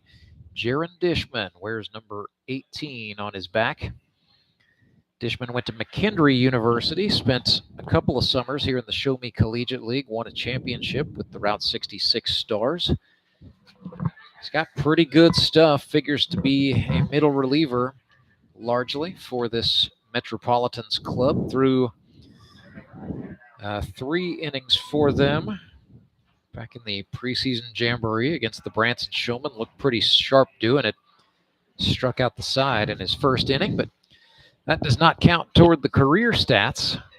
So we are about to see the official debut of Jaren Dishman here in the GRBL. And he works right here in Ozark, Missouri for Marucci Clubhouse Midwest, the Zone 1 trainers. And we will take a moment to remind our fans, Marucci Clubhouse Midwest is the official baseball bat supplier of the Grip and Rib. You can stop by the clubhouse here in Ozark, just outside of U.S. Baseball Park, to demo the latest bats from Marucci Invictus. And they've also got lizard skins. So if your hands are slipping around and you need a better grip, lizard skins. So got some defensive changes out there. Yeah, they've still got, so it's Murphy, Williamson, that's holding put. Harrison Broadstreet back at second. Yeah, they've got, and then that is not David Rodriguez at first, I don't believe. So they've sent Waters to, well, that's definitely Tolleson in center. Yes, and Young's back in left. Oh, there's yeah, so Young's in left, so that's probably Waters in right field. And Loudon in right. Or Justin Loudon in right. Yeah. Okay, so Harrison Waters not on the field at all. No. That's Harrison Broadstreet is the second baseman, yes. Did I say Waters? I'm sorry. Oh, you're confused your Harrisons, but that's okay. Yeah. We all do it. Dusty Yeah, Nealis. imagine them playing on the same team together. Yeah, the Loudon's out there in right field. All right. So Dusty Nealis, the batter, 1-1, facing Dishman, make it 2-1.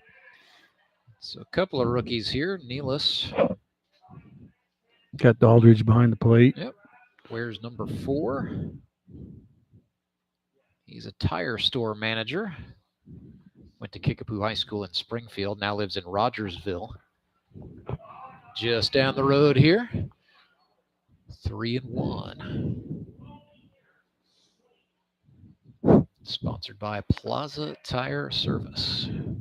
Dusty Nealis swings and grounds this one sharply to first. That is David Rodriguez. He calls off the pitcher Dishman, steps on it himself for the first out. He was just holding his glove in the wrong hand. That is what got me. Early. That's exactly it. That is exactly what that was. I thought, yeah, that's not David. It is David.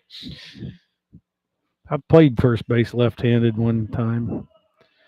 How'd it go? It did just fine. One time was enough. Swinging it was in a 3-day tournament, and I pitched way too much. And yeah, that arm was done. Yeah, although I did make a relay throw right-handed. And they were sending the runner, so they was watching me throw the ball left-handed to second base and the pitcher and whatnot, and they sent the runner, and I flipped the glove off and threw it right-handed. Real fast, nice. Yeah, and they said, you couldn't do that. I thought you couldn't do that. The arm hurt. Is going to hurt more. 0-2 to McCaskill. Foul ball right back here. Swung on and fouled. That's a Bank of Missouri foul ball. So John McCaskill. Back in the years ago. I mean, wasn't going to hurt anymore. Wasn't going to, yeah, but wasn't going to do anything worse. Yeah, it wasn't going to damage anything. It was just my arm was just tired. Another 0-2, and now time is called. Not sure. Was that McCaskill asking for time? Yes, I think he did. They looked like they was going through some signs there. And Steve Aldridge gets the sign to Dishman, who quickly comes home. 0-2. McCaskill checked. No, he did not. So it's 1-2. So John McCaskill from Springfield. Went to Springfield Catholic High School, played a year of college ball at Rockhurst. Told me he decided, this whole law school thing is going to be pretty important. So started concentrating on academics more than baseball for a time, and it paid off for him. Yeah, Dishman just threw a change up about just 50 feet. Yeah. So it's 2-2 now. To the prosecuting attorney, John McCaskill. That was high cheese, and he fouled it off down the left field line. A loud strike off of McCaskill's bat. Pitch number 6 of the plate appearance forthcoming. Yeah, when I was catching Dishman, he told me how he'd only thrown so much, but I don't remember now to pass that on. 2-2 is high. It's now 3-2. He was throwing heavy balls and a little movement. It was. I actually tried to contact Jaren last year to come out and play, and he said, "No, I can't. My arm just won't do it." And so then I kind of left him alone. Was that? No, it was not a check swing. And after an appeal, John McCaskill gets the walk. But yeah, so I thought, Jaren Dishman wouldn't play out here, but then I guess a little rest and a little bit of treatment at the clubhouse. He's out here throwing. Yeah. So Dishman looking to dial in, facing. Maybe working there at Marici there might have helped a little bit. Probably has access to, arm care the right way. I mean, it's like last year. Probably a few guys willing to egg him on a little bit too. Last year, I thought in Arizona there, I had twinged my knee, and lo and behold, all it was a tight quadricep that was pulling, and so we're back at it again. Caleb Cole back at it in the Anderson Engineering leadoff spot. 0 for 1 today, flew out to right and then walked. Oh, I enjoyed conversations with Caleb, and he'll talk baseball with you any day. Yeah. Baseball and beef cattle. Yep. And swinging a miss there, and then Cole got out of the way. And that could be heads up slide. Yeah, the tag, but nice job by McCaskill sliding back on the bag. Are you wanting an interference? Interference on Caleb because he ended up on the top of the plate. And, well, he did duck. Yeah, but that's still at the catcher's stepping area. So no contact. They didn't see anything there. No contact, no call. It's a stolen base for John McCaskill. Yeah, we talk a little bit about the beef that my in-laws raise Black Angus, and that he has black cows, as we say. And Dishman missed out there. Aldridge reached out and stabbed it. We talk a little bit. Yeah. 2-2. It's really not something Caleb got into until after he'd graduated college, got married. Thought, why not? Give farming a go. Breaking ball from Dishman. A late call, but a strikeout. Cole steps out, and he has a little exchange with the man in charge.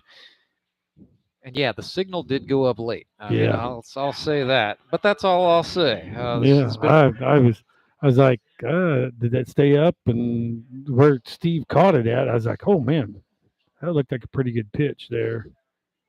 Well, yeah, looks like Mesa is saying something. Yeah, maybe said this is a pitch hitter. Maybe you're not going to do anything besides dig yourself a hole. No, this is Trent. This is Trent Simpson. Yeah.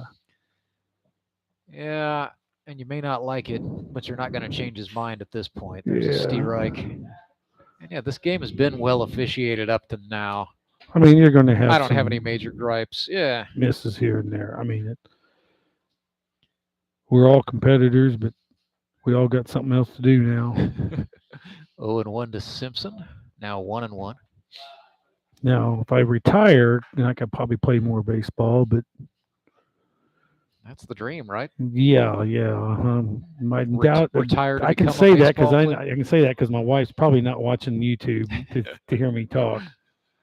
There's a strike thrown to Simpson, and Jaren Dishman trying to get out of this inning. 2 outs on the board. Still a 3-2 score for the Locos. This may be pushing Dishman just a little bit. Has he thrown this much? Fastball. Simpson turned on it. That's into right field for a base hit. Locos will send the runner.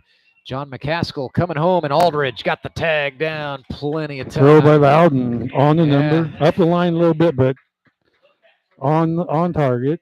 Fritz snacks Loudon, gets the relay to Steve Aldridge for the out at the plate. So the score stays 3-2.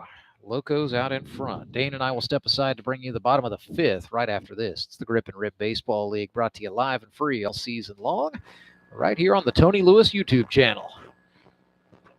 We believe reading creates bright futures. Ozark's Literacy Council offers one-on-one tutoring and a variety of literacy programs for students of all ages. My student is still making progress and is excited. He can now text. Near the end of the month, he brought me his own book and read it to me all on his own. He was so proud and had such a reignited spirit for reading. I nearly cried. My adult student just completed the entire alphabet, error-free, for the first time. She has improved to the point of wanting extra material. It's such a great thing. She used to hate having to read, and now she wants more. Empower yourself and your children for a better life. Ozark's Literacy Council.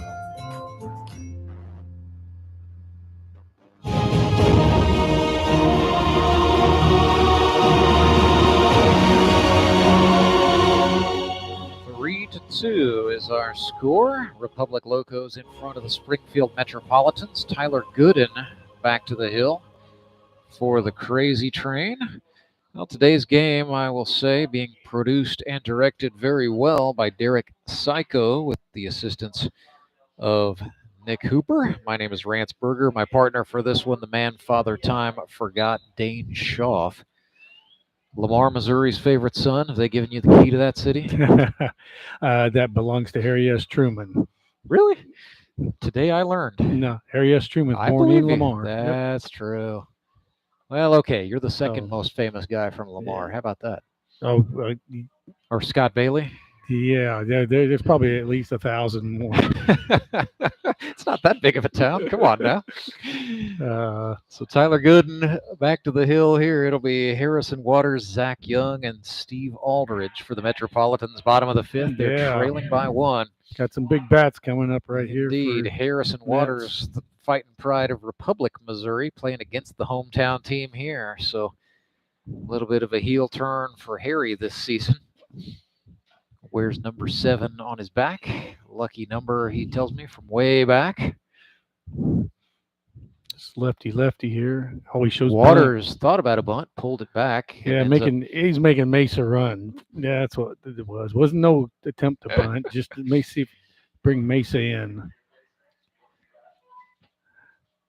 1-0 to Waters. Breaking ball. Well hit, back up the middle it goes into center field. It's a single for Harrison Waters. And so a fine day for him continues. He is now 3 for 3, 2 singles and a double. Going to bring up Zach Young. And Zach Young doubled out to left field last time up. However, it did set up the old 9-6-5. So the Mets trail by 1. They've now got the tying run aboard, and the go-ahead run is what Zach Young represents at the plate. Yeah, it's go time for the Mets for sure. Against Gooden. Off-speed pitch is chopped. Into play. Hazelhorst, the catcher, fields and throws to first. He'll 2-3. Gotta love to see that. Mm-hmm. So, yeah, Hazelhorst, one of the most fleet of foot catchers in the GRBL, shows off the wheels there. I mean, the last at bat that Young had, I mean, he crushed that ball and just swung over the top of that one. Just a bit. So here's the dangerous Steve Aldridge 0 for 2. Go ahead, Dave. I was going to say, Gooden's just not quite throwing quite as hard as. He's definitely taken a little velo off. Yeah. I think the Locos are just trying to sort of bottle feed him through this inning and then give the ball to Veet for the 6th. That looked like it had some pretty good pop. It was just a fastball out of the zone. Yeah. Trying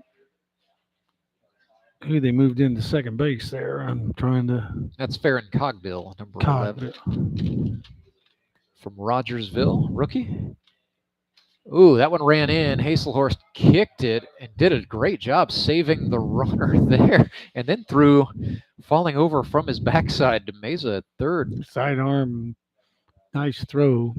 I mean, it's going to go down meaningless in the scorebook, but that athletically, that's very impressive. Yep. Good grief. Cole Hazelhorst putting on a little bit of a show back there. It's 2-0 to Aldridge. Gooden looks back at the runner at second. That's Waters. Fastball swung on, sent in the air to left, tailing foul. And that will head into the batting cage out there. Tyler Gooden after that loud strike. We'll see. Taking a look back up at the board there. Still got played pull and right and center, but Tyler Jones moved a little bit closer to the line there. They're giving Aldridge all of the left center field that he could want here. Ooh. Little chin music as he gets out of the way. Did not go, and even without the appeal, field umpire is Dennis Hill put up the safe sign. Dennis Hill's very good. I hope he gets assigned a few more games for us.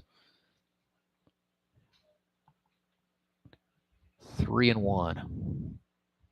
1 out. Excellent opportunity for the Mets, trailing by 1 with a man in scoring position. Steve Aldridge looks at strike 2, and we're full up. Hopefully, the umpires got just a little bit of callous. They understand they're going to get chirped at a little bit. They're going to get, but you're going to turn around. They're some of the best guys in this league.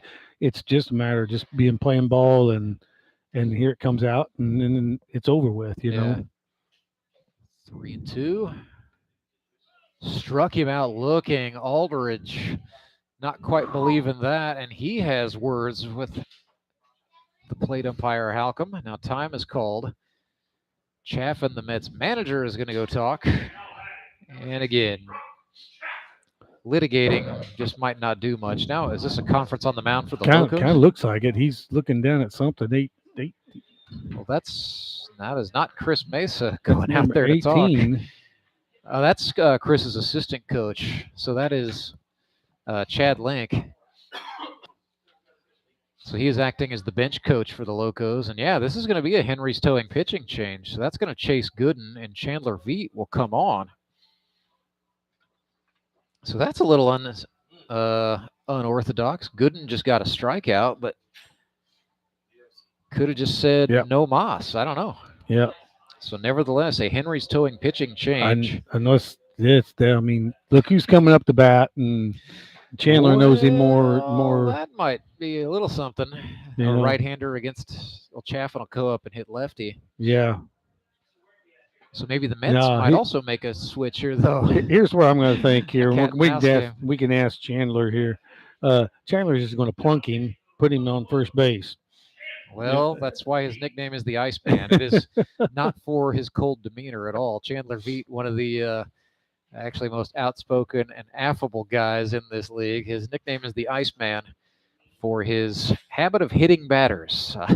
Chandler Veet in 2021 with Republic, 14 innings, 18 earned on 22 hits, and 8 hit batsmen. Back in 2019, as a member of the Sumat's Hot Yoga Yogis, he set a single inning record in the GRBL by hitting 4 batters, a record he's weirdly proud of. I feel like every time I talk baseball with Veet, he finds a way to inject that into the conversation somehow. Chandler's best year by far would have been 2020. That was actually with the Springfield Mets. He threw 16 innings that year, struck out 17, allowed just 7 earned on 12 hits. So his ERA that year, 3.94. A couple of years removed from that, looking to return to form is Chandler Veet from Mansfield, Missouri originally, where he played for the legendary Doug Jones, the late Doug Jones at Mansfield High School. Great man, Doug Jones. Got the pleasure of playing a couple of years with him, and actually played against him way back when. Way back, yeah. And but then he went out to Arizona with us, with that group of guys, and I mean, oh my goodness, such a wonderful man.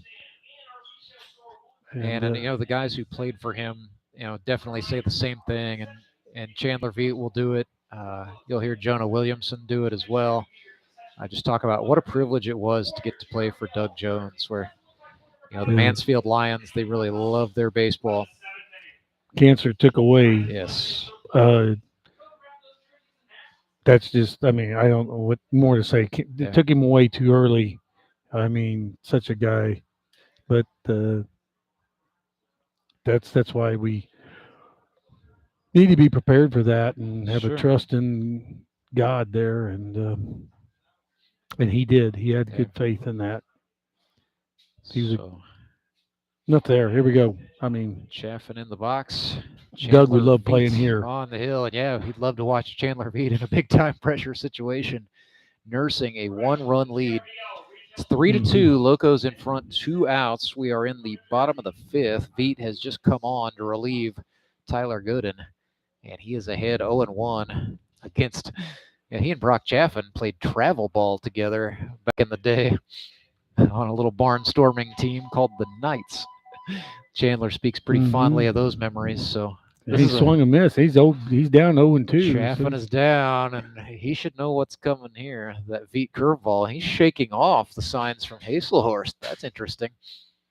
0-2. So yeah. Sometimes tried the heat outside. Yeah, Chaffin declining to chase. He'll shake them off till he goes through all of them. You know, I mean, it's good to make Chaffin maybe think twice. Yep. So the 1-2. Fastball in. Oh my goodness. Chandler Veet just rang him looking. And yes, it is Veet getting Chaffin, preserving a 3-2 lead. Didn't expect that. That's going to be the subject for a 1-hour talk between those two men a little bit later. I'd love to be a fly on the wall for that one. Yeah. So we will head to the 6th with the Locos ahead 3-2. Chandler Veet punches his way out of a rough situation. Back with more right after this. Yeah, Grandma. Getting a word in edgewise with Grandma isn't always easy. Oh, yeah, your check. Depositing her birthday check from your phone, on the other hand, Of course I deposited the check. surprisingly easy. Yeah. It's in there. Yeah. Mobile check deposit with the Great Southern mobile app. Easy. Download the app today. Now at Domino's, we're more than just hand-tossed pizza for $7.99. We're $7.99 gluten-free crust, $7.99 handmade pan crust, $7.99 Brooklyn-style crust, and $7.99 crunchy thin crust, too. Carry out 3-topping pizzas on any of Domino's 5 crusts for just $7.99 each.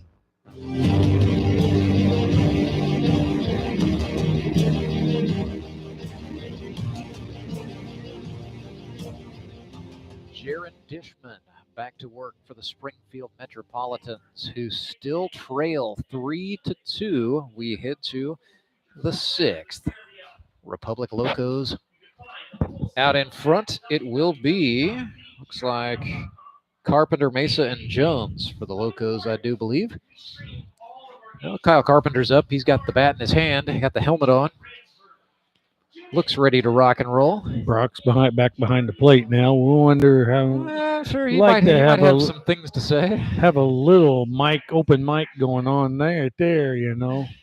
Chaff needs to be careful. It's a long season, and you're probably going to get to see these gentlemen again before it's over. Yeah, we've also got defensive change there going into third base is Calvin Dreyer. That means you know who's going to get ready to get warmed up. Sounds like a plan. Yeah, Broad Street still at second with Williamson. Yeah, so Clay's short. Clay's getting his 1-inning rest period, and then we'll see where he goes. Okay, so this is Hazelhurst. I stand corrected. Yep, there goes Clay down to the bullpen. My mistake. It'll be Hazelhurst, then Carpenter, then Mesa. Tyler Jones will hit should someone get on. Hazelhurst looked at a strike. Cole is a student training to become a commercial pilot. The 0-1 is a breaking ball. Popped it up. Yep, sat back. He read it, just got underneath it. Mm-hmm. Oh, nice play by the young man. One bounce and leaning over a set of seats. He catches it. One hopper on the concrete. We're here for it. Yeah, he's walking down there to collect his quarter just as easy as can be. Smooth. That's outside from Dishman to make it 1-2. Kind of glad we got a young man down there taking care of those foul balls and handing out the quarters. Yeah, keeps those kids away from that gate there. And yeah. Because that could be a little bit of a safety thing. Yeah. Sure. Fastball swung on and popped. That's going to stay on the playing surface. David Rodriguez ranges over, had time to put out his camping tent before hauling that in and making the grab. Now it's time for Kyle Carpenter, who's 1 for 2 on the day with a double and a pair of runs batted in. He's on that other side batting, you know. Well, I misread my scorecard is what happened there. So I can call a spade a spade. I've done that several times. Sometimes we make mistakes up here. I'll say it. There's a slap out there in left center. Carpenter has got the slappers out today. Sends that all the way to the wall. He's thinking for 3. Turn the wheels on, Tool Man. He goes in standing up. a triple for Kyle Carpenter. And I have a good feeling his family back in St. Charles, Missouri, where his mom is a realtor with his sponsor, Key Cornerstone Realty. They're loving that. So Carpenter is aboard. And yeah, what did he say? I want to be a 2-year player. I want to bat more. Yeah. Yep. Get that guy a bat. And again, I mean, he was just staying on it longer, letting it come deep and hit it into the opposite field gap.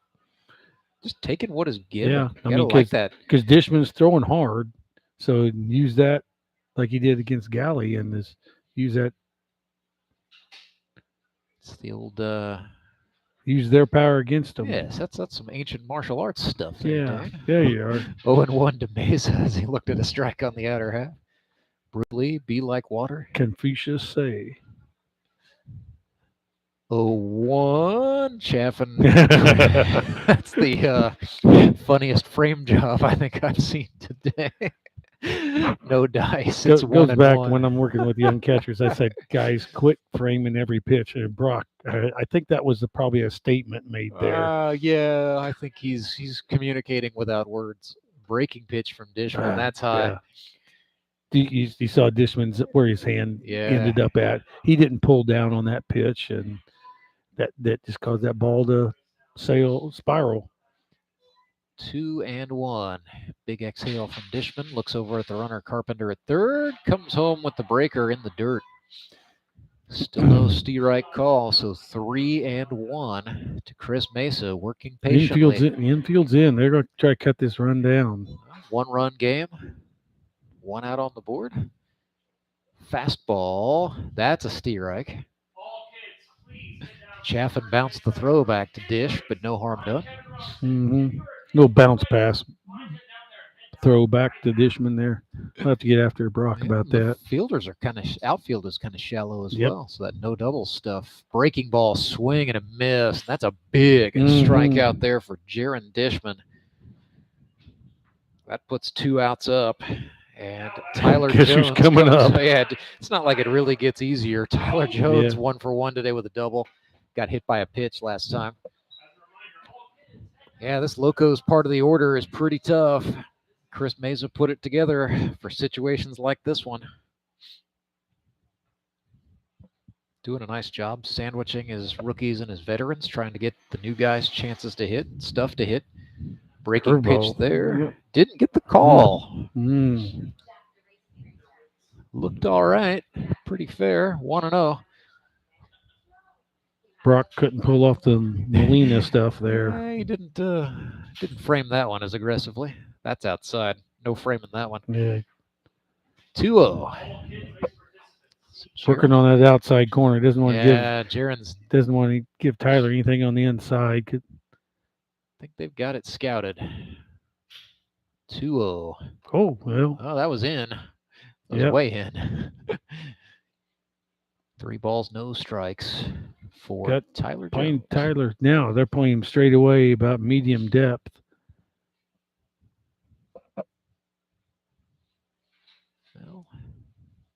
That ran in. That's going to get away. Got away. Wild pitch, and Kyle Carpenter comes home and scores. It is 4-2 for the Locos. Yeah. That's a tough break.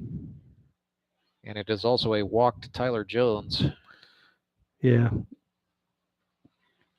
So a man is on first for Ethan Cole. Putting even more pressure on you. You got that wheels at first base there. A strong hitter here with Ethan. Yep, Ethan Cole. Sacrifice fly to right last time. 2 outs. We are in the 6th, top of the 6th. Locos now lead 4-2. Triple from Kyle Carpenter, and a wild pitch brings him home. Tyler's, I think he's itching. Yeah. Thinking about it. Yeah. Yes, he goes. Chaffin fires. Little air under the throw. It's cut off by the shortstop. Nice job by Williamson backing Broadstreet, but it's a stolen base for Tyler Jones, his first of the season. Kind of thought there that somebody should holler at Dishman to step off. You could just see he inched off. And Broadstreet read that was coming. You know, he and Tyler Jones they're actually roommates. So those guys have lived together. Mm. So Street knew that was coming. Now he's holding Jones. And now Dishman looks back, now steps off. Dancing with the Stars here in the GRBL. Yeah. Batter is still Ethan Cole, 0-2 with 2 outs. Cole swings and lifts one. That's kind of trouble. That's trouble into the right center field area. Broadstreet can't come up with it. Base hit for Ethan Cole, a Texas leaguer, and Tyler Jones scores, scampering second to home. Wasn't pretty, but it still counts. 5-2 for the Locos. We've seen a couple of those like that in the first game. You just don't know how the ball's just cracking a little further, and you got to play deep in a big park here. And sometimes, it's the old adage. They tell you in T-ball, they tell you in coach pitch. They ought to be preaching it in Pee Wee. Put it in play. Yep. Good things can happen for you, and it happened for Ethan Cole there, his first RBI. So this is Farron Cogdill hitting in the stead of Matt Spangler. First plate appearance for Farron today. Pops this one back. Right here. Oh, I was going to say, we might even see Ethan take off here. I mean, he's got pretty good wheels. He's got Cole family athletic genes. I know that much. Yeah. He's inching out there. He's got a short lead on Dishman, but yeah, he's got all the weight on that lead leg. Yeah. There's a Steerike.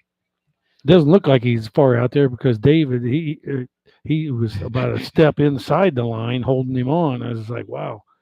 But yeah, so he's out there where Tyler was. The 0-2 to Cogdill. Fastball high, nothing doing. 1-2.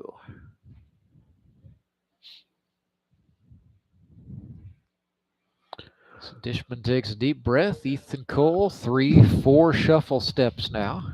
Again, all that weight is on the right foot. You can see it from here. Fastball from Dishman, low and away. 2-2. So Farron Cogdill battling his way back in the count.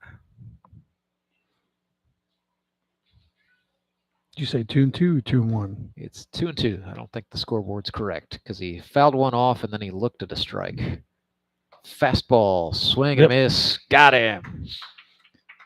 Look, Dane, I don't want to say I do this professionally, but Ransberger was right. It's a strikeout for Jaren Dishman to get out of the inning. This is hard for me because I normally, when I'm doing high school ball, I'm working in a scorebook. And so there it was. So the strikeout of Cogdill. 2 runs go on the board for the Locos that inning, and they stretch the lead. It is now 5-2. We will come back and bring you more Grip and Rib baseball right after this. Streaming coverage all day long, brought to you by Central Bank of the Ozarks.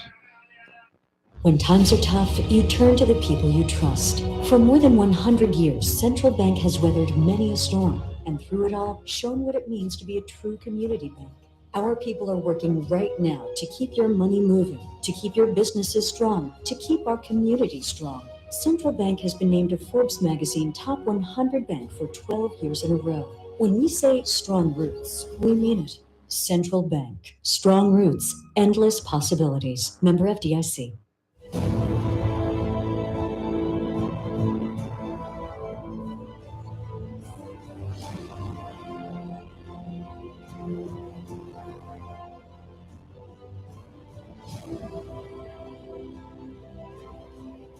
The Iceman cometh. Chandler Veet back out to work for the Republic Locos. So this will be his second inning. Yes. Even though he faced only one batter, this is his second inning. That is correct. The rule, she is cruel sometimes. Yeah. However, the Republic Locos have not used their 3+ tags. So Chandler Veet came on in the 5th. He could then pitch the 6th and 7th. They could give him the 3+, and he could finish the game. He could go the 8th and the 9th. I mean, could. Not saying that's what's going to happen. They've got Kyle Carpenter waiting in the wings, and I would have to think, if I had a pitcher like that, I would feel really good about handing him the baseball in the as early as the 7th. Although what you're Kyle's saying, out there at first right now, so he's not getting loose yet. Well, Yeah, I mean, he's making those throws over there. I mean, it's not pitching, but it's he's loose. Yeah, it's hot. And as well as Kyle's hitting today, you definitely want him to stay there, get all the at bats he can. So yeah, we'll just see what the Locos do. It'll be decision time for Chris Meza at one point or another. But if Veet stays hot, stick with Veet. I mean, he's pitched a third of an inning and got Brock Chaffin looking, so that's pretty good.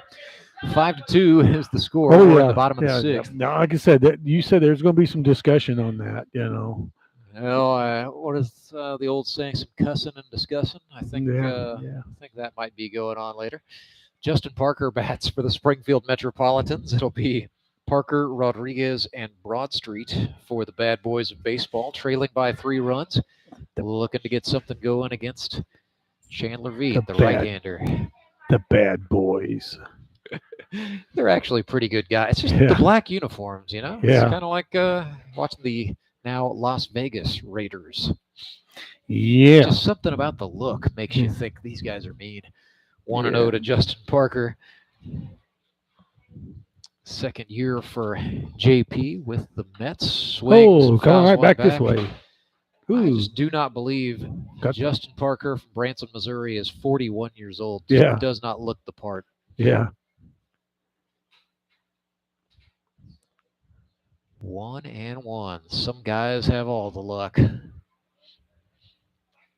Curveball bent Parker back, but it didn't bend into the zone. 2-1. They're playing him pretty deep, too. They're respecting his power. Yeah. 2-1. Outfields, they are, I mean, looks like Tyler's within 15, 20 feet of the track. I think he's closer than that. He's back there, man. I mean, we saw a couple balls go over I don't think Jacob he's Carlson. I mean, just wow. He's not going to get beat over the head again as No, Justin Parker fouls one off. I mean, Jacob made some super plays in that first game, but man, the balls they just kept on traveling. Carry, yeah. Well, the seams are lower. There's not enough, not as much wind resistance. 3-2. Veet has filled it up. The payoff pitch to Parker.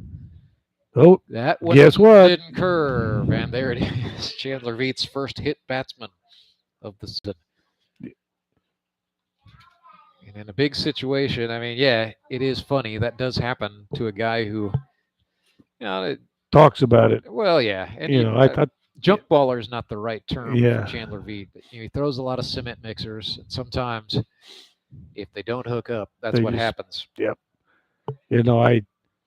We were in a game, we getting men's league, and we were getting beat pretty bad, and had a catcher behind there. He wasn't doing well, and hadn't played a lot of catcher, and this team was stealing and stealing and stealing. They was up by 8 runs.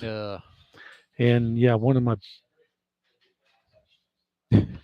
David Rodriguez, or no, check that. That is not David No. Rodriguez. That's number 11 for the Mets.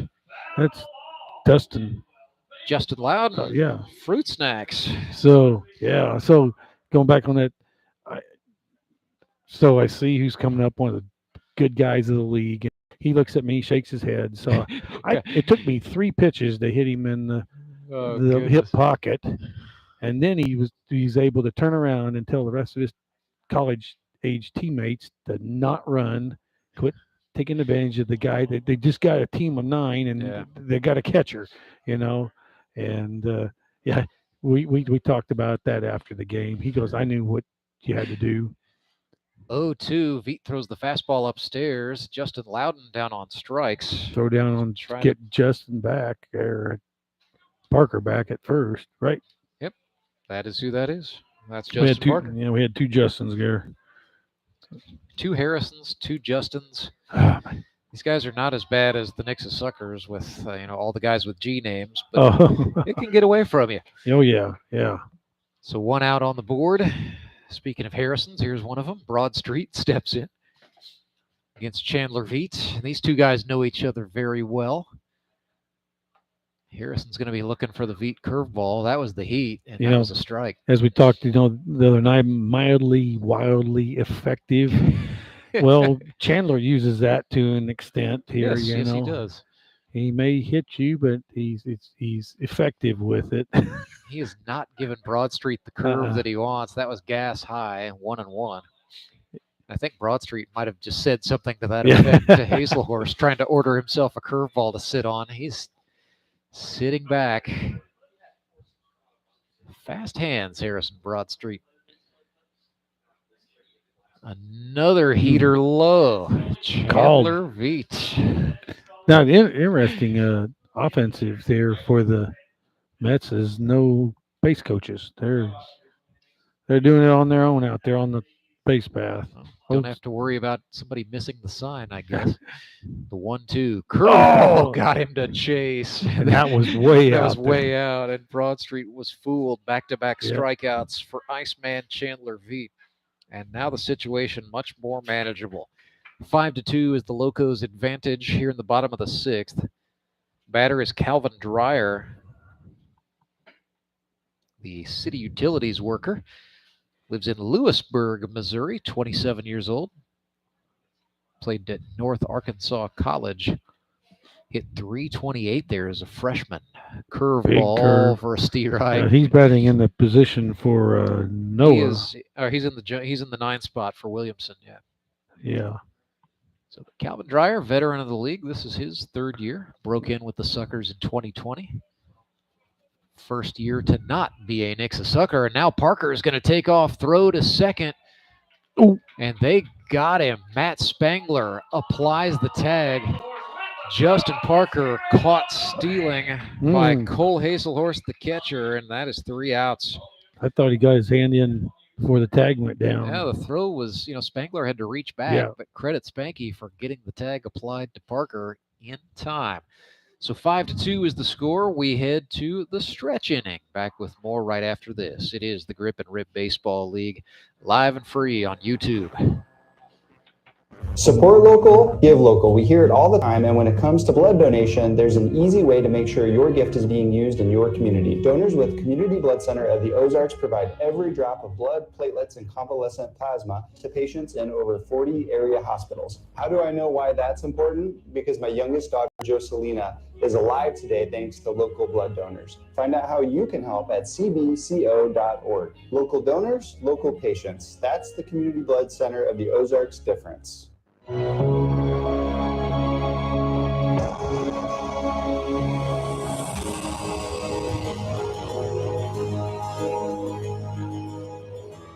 Well, they're waking up in southern Illinois, a little part of the state that's known as Little Egypt, I do believe. That is where the Cowboy Killer is from. Clay Murphy on the hill for the Springfield Metropolitans. They trail 5-2, and here in the 7th, they turn it over to the #1 overall pick in the 2022 GRBL draft from Wolf Lake, Illinois, the property adjuster from Missouri State University, Clay Murphy. Lifetime in the GRBL, 45 2/3 innings pitched, 3 earned runs on 20 hits, 65 strikeouts, 3 walks. His ERA, 0.60. And that, Dane Schaaf, is rounded up. You have been in the bullpen.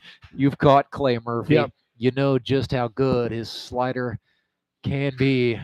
I'd expect we're going to see a steady diet of sliders fed to the Republic Locos here. Yeah, and here we are. We're back to that nice, quiet wind-up, and it's all compact and ball stays hidden. Well, think about Clay Murphy. Injuries really played a big part in his college career at Missouri State. He had Tommy John surgery from a torn UCL. Yeah. Also had some shoulder trouble. What he said in rehabbing those injuries was really the first time he learned a lot about body mechanics, just how to take care of himself, how to get consistent with his delivery. And it made him a sharper pitcher because of that. So Clay Murphy, to the hill he goes. Went to Shawnee High School. Asked him to, I looked at his high school numbers once in the Missouri State Media Guide, and I was like, man, they put him out there as a freshman, and he just shoved all the way. He later told me, well, our school was Class 1 as Class 1 gets, so freshmen pretty much have to start in order to have a baseball team. But nevertheless, Clay Murphy, Uh-oh. effective at it. Here's a grounder up the middle off the bat of Logan Prock. Calvin Dreyer, the second baseman, got over to it, but that's going to go down as a broken bat infield single, I do believe. Great job by Logan Prock, making a veteran move. Swing on the first pitch, first straight pitch. Yeah, that was, I don't think that was a slider. That was a fastball. Yep. Clay Murphy probably saying to himself, why did I do that? Yeah. And a veteran like Logan Prock makes a great move there, sending it up the middle.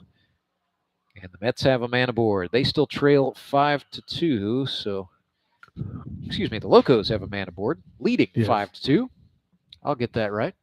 John McCaskill bats for Republic. Turns a bunt, pops it up. Bunt popped. Murphy lets it drop. And they get the lead runner at second. No infield fly rule, I guess, on a bunt attempt, right? No runners at first and second. So it's got to be there for second and third. Less than 2 outs for that. Gotcha. See, that's why we keep you around. You know all those I know. complicated I things. remember a little bit, right? So the bunt pop leads to that's a 1. Going into that, 4. I mean, let's see who we got coming up here. We got back to the top of the order. This is Caleb Cole. I got the wrong scorecard. I shouldn't recognize the white helmet and a certain bit of there it is. swagger. There's a steer icon on the slider. Well, this is what you pay the $5 for, to see this. I actually got to speak to the umpires from Friday night as they was leaving and we were talking about the hidden ball trick and when it's a balk and whatnot. And I said, I called it just right off the bat that you guys didn't call time. So I felt that was a balk as soon as Cole turns on that. That's fair down the left field line.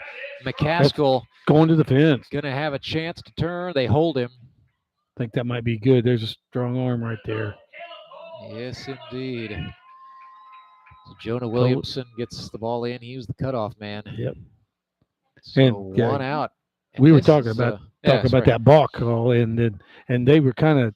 I said, you guys called it, and nobody argued. They said that's Wade. But I said, I really think it's a balk. If plays in, and I thought you guys may have called timeout, but nobody did. He walks up on that round dirt area. It's a balk. Yeah. And without the ball. And we saw his body language say, well, I wasn't touching the rubber. And no, it's the mound area, which is the red circle or dirt on a grass infield. 1 out. Batter is Trent Simpson. Fouls off a fastball upstairs. But I didn't see them. Yeah, I didn't see them today, so. Yeah, this is a different crew. Yeah. We've had the same field umpire. This is Dennis Hill for both games. We've had different plate umpires today. Too busy. Excited. Yeah, I was too busy to look it up, so. A lot going on in that first game between the Showmen and the Suckers. 12-10, the final. Nixa won that. 1-1 here to Trent Simpson. Had the big sticks coming up if we could have played that ninth. Yeah. So. 1-1. And Clay Murphy, Dane Schaff, entered today's game on a 23-inning shutout streak. It's in jeopardy here. Yeah. That's outside. You can see Murphy touches his chest to say, my bad. Yeah. Steve Aldridge is his battery mate this inning.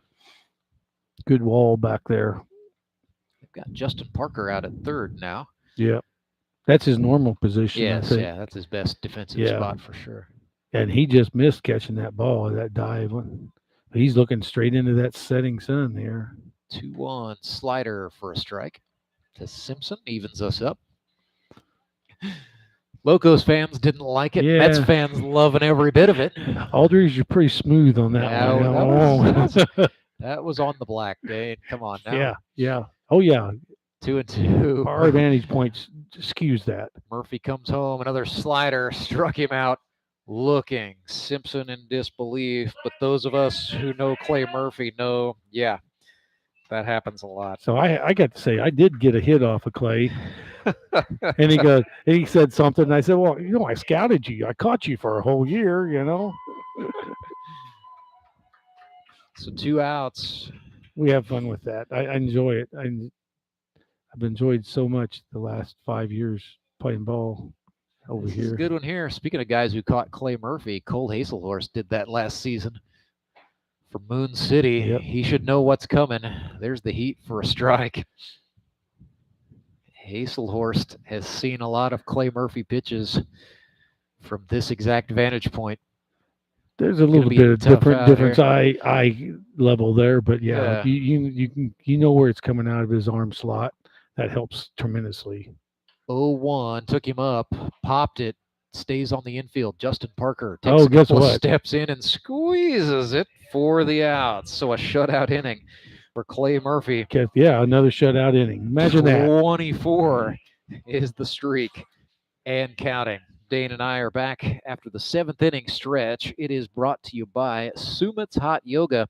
At Sumit's Hot Yoga, you are going to feel awesome. Locos 5, Mets 2. Back right after this. I need to change. My workouts are too boring. Oh, I've got an amazing workout for you. Hot yoga. I've lost weight and I'm more flexible. Try our community classes for only $8. Sumit's Hot Yoga. You are going to feel awesome. When Gary and Sandra Henry started Henry's Towing nearly 5 decades ago, customers knew that Henry would be the guy coming to help. People would call and ask to let Henry do it. And as Springfield has grown, our family has grown as well. So there's always someone around to come help you out. Everyone at Henry's is a member of the family, fully trained and as dependable as the original. With a family this size, help is always right around the corner. So if you find yourself in need of roadside assistance, remember to call the name you've grown to know and trust. Remember to let Henry do it.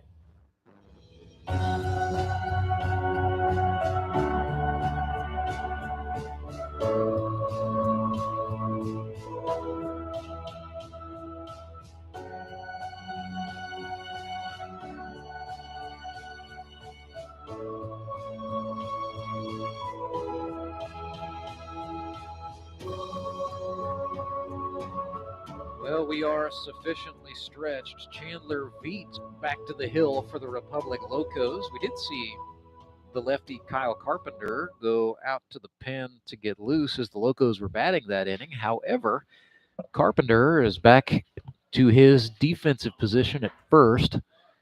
Locos infield. It's going to be Meza at third. Caleb Cole still holding it down at short. Spangler has gone back to second, and Kyle Carpenter is the first baseman. It'll be Veet with Hazelhorst, I do believe. Yeah, Brock's back out in right field. And they've got, they're back to the way they started this game. So I think that's great. I'm glad that we really pushed that re-entry in there. I mean, it was great when if you had maybe 20 players on the roster that you could actually do everything, but the re-entry just makes the game here better, and that's kind of what it's about. Ultimately, at the end of the day, you want the best guys in the best spots at the right time. That'll run what you brung thing, but also just creates more opportunity for different players to get ABs, to get opportunities. And that's what it's about, especially at this point in the season, week 1. Dreyer. So here's Calvin Dreyer. He was batting in the 6th. For Waters, I think. No, for Williamson. Williamson, yeah. He's in the 9th spot, and then the runner got caught stealing. That was Parker. So Calvin Dreyer, a little to be continued, was waiting for the curveball that time and slapped it foul to the screen. Yeah. Strike 1. Out on that front foot just a bit.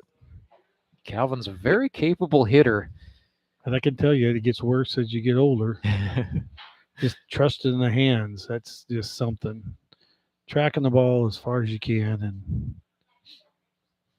0-1. Veet went back to the gas. Dreyer pops this one. Caleb Cole ranges back. And the Golden Glove still fits. He's out in short left field. Can of corn for Caleb Tyler Cole. Jones saying, that's mine. Caleb Cole says, hey, buddy, we're teammates now. This is how I play. You back up and protect that wall. That's exactly right. Clay Murphy comes to the dish now, the Mets pitcher. It looks like 0 for 2 today. Speaking of the shortstop, that's where he has gone, both of his previous ABs. So 0 for 2. A pop out and a ground out. Curveball. Oh. Slap the foul down inside, outside the bag of third base. Yeah. That would have been real trouble. That's something, playing all the town team ball is we never had a DH. We never had an extra hitter. Yeah. And you're playing it old timey. If you're pitching, you're batting, and I enjoyed it. I mean, I wanted to stay. I didn't want to sit in the dugout. Murphy watched that one go outside, evens the count 1-1. And I would say Murphy's feels the same way. I mean, and Yeah. I've probably 98% of these guys out here are the same way. 1-1. One out on the board for the Mets, trailing by 3. Veets pitch to Murphy, caught the outer half, and it's 1-2. Speaking of 2, Stretched out there, just yeah. So Clay Murphy and his wife Lindsay expecting their second child, scheduled to have a son on or about September the 28th. So congratulations. Clark is going to have a brother. Swing and a chopper, foul. He'll stay in the hunt. Chandler changed up his pitching cadence right there. Yep. He held it for a long time. Then before he started his motion, then he kind of paused in the middle there. He's been studying the Ben Van Gorp book of pitching, I think. Oh, I just thought they got it from Adam Wainwright. You know? Well, yeah. Well, you're seeing, more and more guys at the big league level are going to that. They're allowing a little bit on some of those things. This flopping of the glove, squeezing of the glove. I'm sorry, it's baloney to me. The 1-2 to Murphy, curveball. I mean, outside. It's not like basketball where you can flare up something when you're going in for a dunk or something, But anyways, I just don't. That's teetering on the brink of deceptive practices. Yeah, I get your point. 2-2, curve, chased it badly. Murphy upset with himself, and down on strikes he goes. I believe that started the ball and even further. So 2 outs go on the board. Mets trailing by 3, trying to get something going. Speaking of re-entry, here's their starting center fielder, Jared Brashler. And we've noticed that Chandler is slowing up his velocity. And, well, perhaps he's thinking, hey, I'm going to stay on as long as this is going well. I better not empty the gas tank. There's a fastball. He'll bring one, and then that curve gets slower and slower occasionally there. And there's nothing wrong with that. I mean, we're talking, you keep the hitter off time. And there was another heater to Brashler. I think he just... He probably heard me talking. Ran his jaw. Yeah. A little bit there to Veet. He's falling behind 0-2. I think these guys had some live ABs against each other in the offseason in the lanes over at Cy Sports. Now Brashler calls time. Now Veet, you can see the head moving. Yes, dialogue has been opened. Diplomatic relations between the Locos and the Mets. We need to get to one of those hyperbolic. Oh no, the things we'd hear. Well, we could time delay it, maybe? We'd have to. The 0-2 jammer swung on and fouled. Yeah, sometimes, Dane, it's okay to just think the best of people and leave it at that. Yeah, I've slipped out there. But not where, I hope to think that not where the kids are. Sure. Especially the kids, yeah. So another 0-2 for Brashler, 4th pitch of the plate appearance. Does he go back to the curve? No. High heat. That was high heat. Yep. Too high for the strike zone. It's 1-2. I used to get very, very fired up, and I was just... Well, you play to win the game. Yeah. 1-2 to Brash. Curveball. Sends the commercial pilot looking for the ejection seat as he bails out. Yeah, take it. It's not thrown that hard. Take it. Now Jared says, look, okay, I know I might have said some things, but I didn't deserve to get ear-holed. Yeah. 2-2 now. Deuce is wild with 2 outs. Who it was. I hit somebody. And he said something, and I was just like, really? Yeah. And I said, I'm not throwing that hard. I said, now, had I been your age, it would have hurt probably, but probably days of throwing with bad intent are behind you. Yeah. I try to have fun out there. It's just glorious to play this long. And 3-2 curveball. Brashler bailed. Veet was looking for the ring sign and didn't get it. That ball went 12-6. It did. And his other ones had been going with a little bit of side cut, and I think he was on top of that curveball a little bit more. So this is dangerous, and that's going to bring Chris Mays over to talk to Veet. Harrison Waters is 3 for 3 today. Yeah. And you're still you've got a run to give up, right? The score's 5-2. 2 outs. They're talking to Kyle Carpenter over at first, and they're going to make a move here. It's a Henry's go lefty pitching here. change. They're going to go ahead and do it, bringing on Kyle Carpenter to face Harrison Waters. So Chandler Veet's day is done, but a very, very solid debut for the Iceman for the Republic Locos. And now it's Carpenter's turn to try to come on and close this thing out. We will keep it here to tell you about Kyle Carpenter, second-year man out of St. Charles, Missouri. Made his debut in 2021 with the Nixa Suckers. 25 years old is Kyle. Went to St. Dominic High School. That's in O'Fallon. Then John Wood Community College. That is the other college that's in Quincy, Illinois, other than Quincy University. Kyle then came to Springfield, Missouri, finished out at Missouri State, and played club baseball there, has a degree in business management. So with the John Wood Blazers as a freshman, he appeared in 10 games through 19 1/3. Gave up 25 runs on 32 hits, so he had a high ERA in JUCO of 7.91. Came out with the Nixa Suckers, guns blazing, 39 1/3 innings pitched for the Suckers. He was predominantly their 5-inning guy. Goes just a bit in that below 3/4 slot, and then leans over a little bit, so it looks like it comes out just a little differently. And the head comes forward before the arm is kind of a thing I always notice with Carpenter. But 16 earned runs on 41 hits, struck out 26, walked 7, hit 1 batter. So 3.66 the ERA. That's a pretty good ERA for a rookie to carry in this league. He really impressed with his command in tryouts both seasons. And after seeing Kyle Carpenter pitch for the Nixa Suckers in 2021, he was a guy who was on a lot of radars. And Chris Meza ended up pulling the trigger on Carpenter this season. Now you're seeing him I mean, this looks like a lefty-lefty matchup, but the other part is if his velocity is a little bit more in Chandler's and Harrison gets on it. Yep. I mean, we know he can put the charge in the ball, so we'll see how they're going to play him. The Locos with 2 outs, they still have a run to work with. The tying run is in the on-deck circle, so it's not completely vital, but sure. I mean, the goal is for Kyle Carpenter to get Waters here. Yep, and we're here in the bottom of the 7th, so he can go all the way through. Yep, he could finish it out, and that's the intent. So Harrison Waters is in the batter's box. Kyle Carpenter to the hill, throwing from the stretch. He puts it down to the belt. Fastball to Waters, and he talked about the changing speed. There it was, the heat from Kyle Carpenter for strike 1.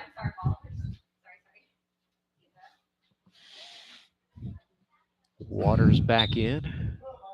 Says, all right. Brashler's got a decent lead, but I don't think he's going to steal on him. Carpenter's got a good pick move, and that was the pick move at about half speed there. Yeah.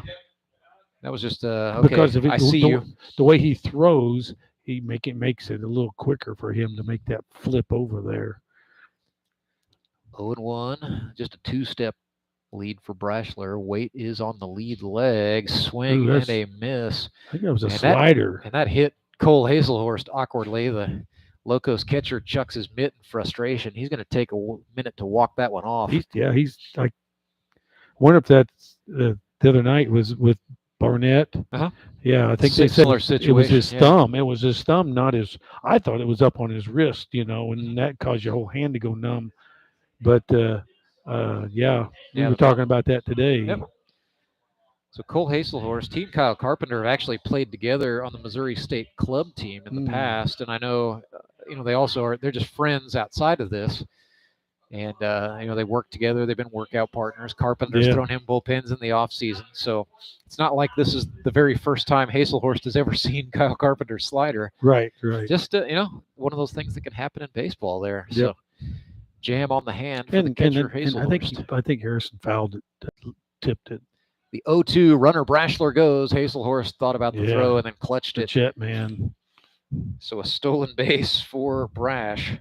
Maverick, can we table him Maverick? Top Gun Maverick, sure. Well, let's get into the time zone here. Yeah. So Brashler into scoring position for Waters, who's down 1-2. Got Young on the deck there. Young, isn't it? Yeah. Yep. breaking ball, grounded up the middle. And That's off that the was front gonna of the score. mound and through. Brashler's going to score. That cuts the lead 5-3. Locos still in front, but the Mets bring the tying man to the plate. And what is he now? Harrison Waters is 4 for 4. Yeah. So a spectacular debut for that man here in Didn't get a cycle. 2022. Hasn't got the cycle or the home run cycle, which is in the news around the Springfield. Yeah, not doing that. But man, 4 for 4 in any Yep. league is good. Oh, yeah. I don't care who you're playing. We got Zach Young up here. He's on the right-hand side. So Young is 1 for 3 with a double, and he represents a tying run, so it's a little more dangerous. Carpenter pumps him a strike. And you got Aldridge on deck. Pick your poison. I would go for the rookie here. I know Zach Young is Yeah. not a rookie. We know he's been playing town ball in yeah. Iowa for about 8 years at least. But And you know, one of the gentlemen that used to play on our team there in Lockwood, they moved down from Iowa, and they played it just as much as we did in Southwest Missouri. Wonderful. He was coach at Jasper High School, Steve Hummel. And, man, they came from Iowa and just fit right in with our group of guys. 1-1 to Zach Young is a strike.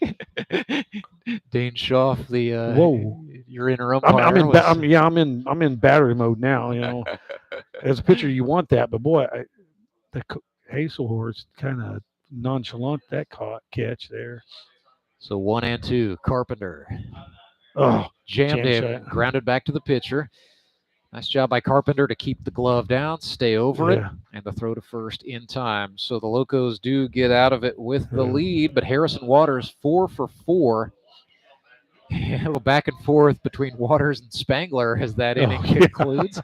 So we have played 7. It is Locos 5, Mets 3. Back with the 8th right after this. It is the Grip and Rip Baseball League, live and free all season long on YouTube. Don't forget to subscribe to our channel. When times are tough, you turn to the people you trust. For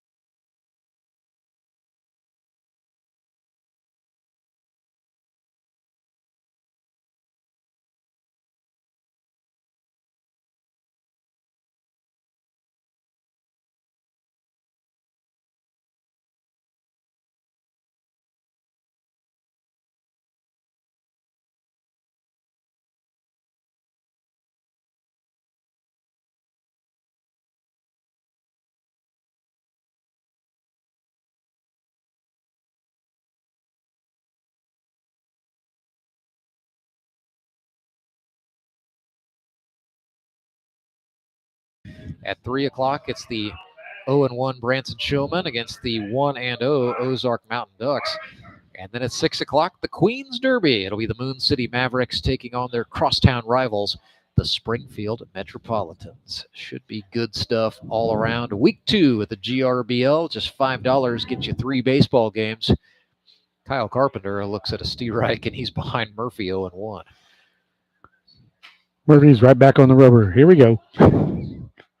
Swing and a miss there. Murph, I think his aggression level has been dialed up just a touch. Yeah. After a couple men got to scoring position on him in the 7th. Not looking for a repeat of that. Kyle Carpenter just made to look silly there. A dropped third strike, but it hardly matters. 1 away. Kyle Carpenter has had a good day at the plate, but not that time. Yeah. Not against Clay Murphy anyway. I think we didn't see a slider there. No. We saw a little bit of tail action baseball. Murphy's thrown in a lot more. I don't know if you call that a cutter. Yeah. I mean, you say that's a cut fastball. Yeah. Whether you make it run or whatnot, depends on how you hold it. But I mean, That There was it the is. slider Yeah. for a strike to Chris Mesa, and it's 0-1. So yeah, I don't throw very many sliders. It just doesn't fit me. Clay Murphy lives by it, and Chris Mesa died by it there. He's down Yeah. 0-2. One out on the board. Locos in front by a couple of runs, but the Mets have turned to the number 1 overall pick in the draft, Clay Murphy. And there was kind of the waste pitch. It's 1-2. Yeah. And that was the ball, but he was wanting it as a strike. Yeah. You're not going to catch Chris Mesa with that, but you'll Yeah. catch him with that. Down he goes. That's back-to-back Ks for Murph here in the 8th. So Murphy now with 3 strikeouts on the day. He's going. I want to catch up to 100 this year. Why not? Why not? Would you say he's say. started at 65? He started at, wait, don't tell me. 65. Yeah, so it's at 68 now. Yeah. Tyler Jones is the batter. A little bit low on that. So the 1-0. This is a good matchup right here. Oh, there's turned him inside out. The little slider on the inside corner. He's waving at the first base dugout. He just fanned him real good. So I think he's asking Brock Chaffin if he felt the rush of air. 1-1. And a foul ball. And a foul tip.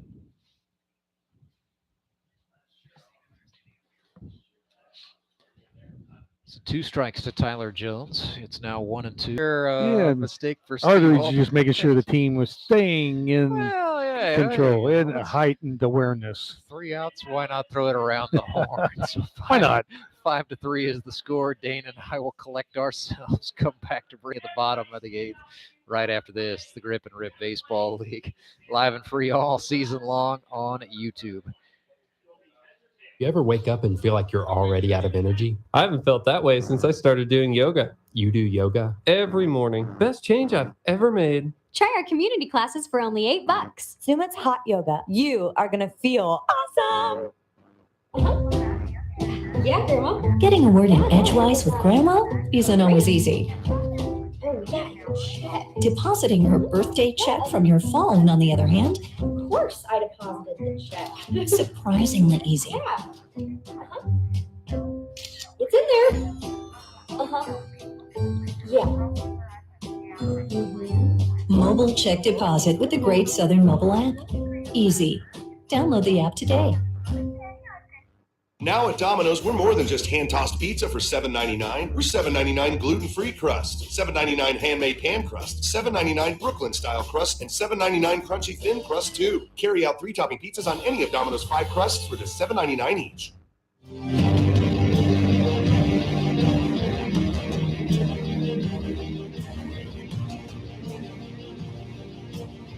Kyle Carpenter back out to work, the left-hander for the Republic Locos. They lead the Springfield Mets 5-3, bottom of the 8th. This going to be a lefty versus lefty. I believe, yes. The Springfield Mets sending up a steady diet of either switches or left-handers. It'll be Aldridge, Chaffin, and Parker, followed by David Rodriguez. Who Yeah, I was going to say, definitely okay, hit we got Parker in there at righty. switch. So, yeah, lefty, right, lefty. Well, Steve Aldridge going up to hit in the left-handed batter's box. 14 hits a season ago, but 0 for 3 today. Struck out at the hands of Tyler Gooden last time. Whoops. Now getting a look at another lefty in Kyle Carpenter. Fielders will play Steve Aldridge pretty deep, and they're also playing him to pull.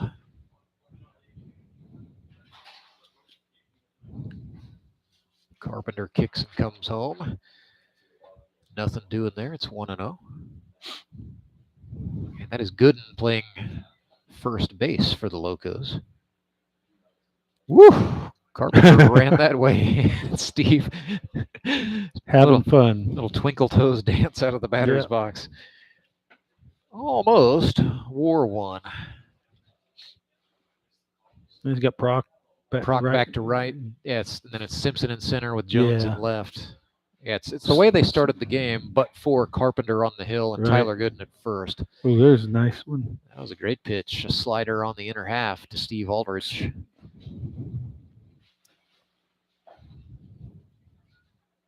Should be 2 balls and a strike. Breaking ball Yeah. swung on and hit. And That's it tailing pulled foul into the Mets bullpen down that right field line. Yeah.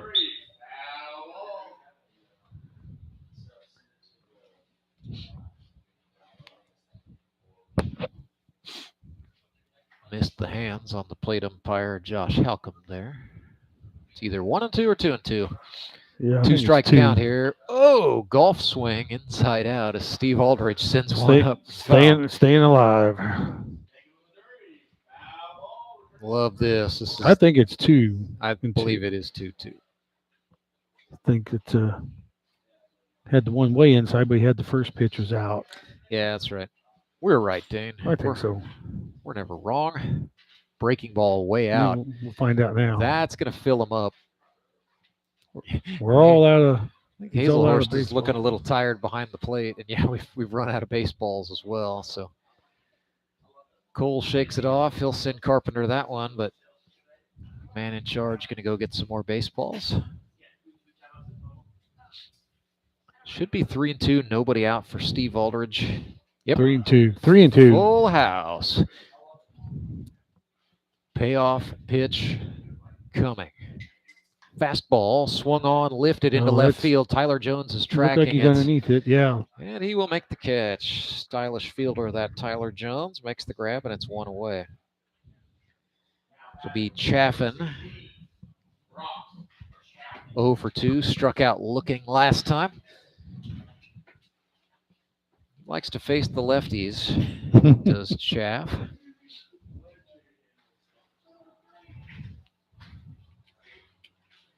Was an All-American at the junior college level at Longview, where he hit .473 in junior college baseball. That's pretty good. 97 hits in his time with the Longview Lakers, down 0-1 here. Carpenter, now time is called. He and Hazelhurst just not on the right page. Chaffin gesturing at the young guys. Hey, I can only stand in here so long. He's just trying to get into Carpenter's head. That's what that was. 0-1. He turned on it. It's a scorcher to Spangler. Yep. But a great play. Matt Spangler, again, underrated defender. That guy from Enumclaw, Washington, gets the second out. Going to bring up Justin Parker. Boy, is he dangerous. 1 for 2 today, reached on an error, then doubled, then got hit by a pitch. He will go to the right-handed batter's box against the lefty Carpenter. Kyle protecting a 5-3 advantage for the Locos. Trying to get him home here. Parker swings and fouls that one back.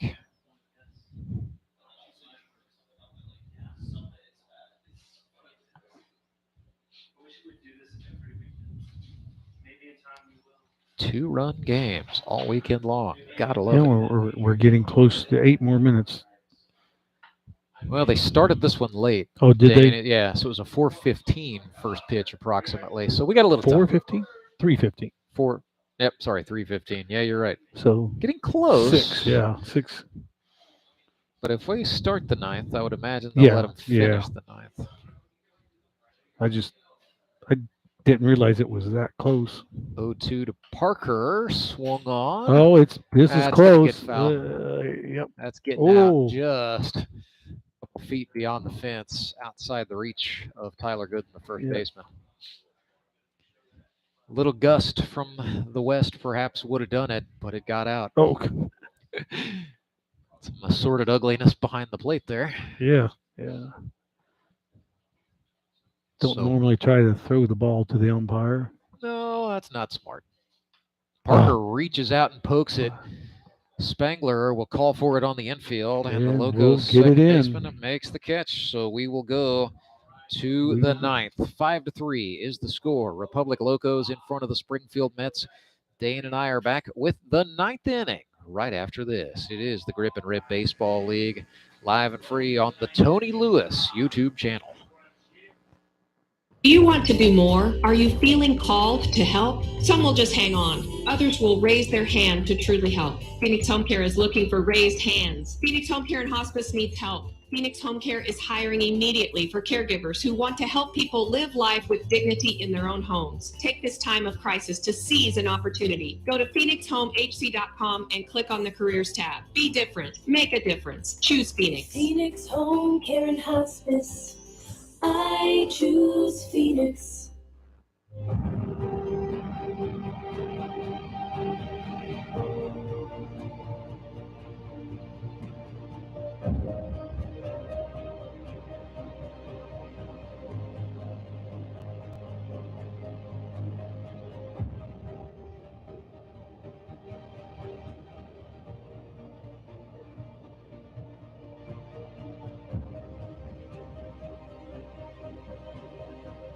No surprises here. Clay Murphy back to work for the Springfield Metropolitans, trailing by 2. They're going to try to keep the deficit at 2 here in the top of the 9th and then stage a rally. The last 3 outs. But first, it will be... Wait, don't tell me. It should be Ethan Cole, Matt Spangler, and Logan Prock. Yep. For the Locos. Sorry, I just had to figure out where I was on the card. I promise you, Dane, I do this professionally. Ish. Metropolitans will have the 7, 8, 9 hitters coming up in their order in the bottom of the 9th. So that's Rodriguez, Calvin Dreyer, and Jonah Williamson. Or shouldn't I check that? Yeah, Rodriguez, Broadstreet, and Dreyer or Williamson.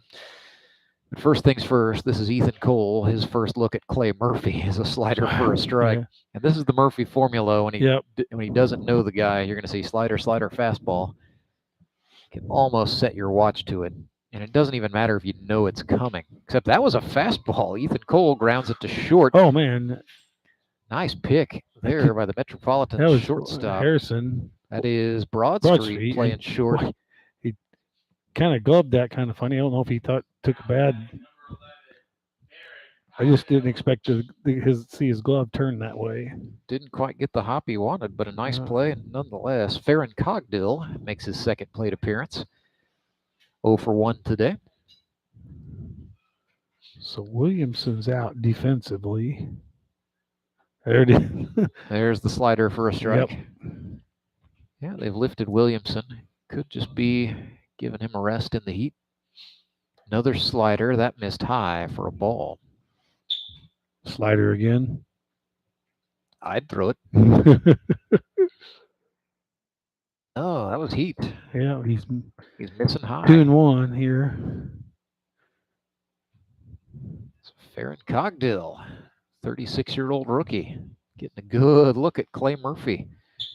The 2-1 is a fastball low, and that time I think Murphy kept shaking Aldridge to get a fastball till he could throw it in the zone. It's 2-2. 2 balls, 2 strikes, 1 out. Farron Cogdill watched it go by, struck him out looking on the outer half. Yeah. That's tough. Mm-hmm. But that's a nice pitch from Murphy. Nice, yeah. Quick. I mean, you almost think he short arms just a bit, and I think he says he feels like he does. He gets on you quick. Dusty Nealis bats for the Locos.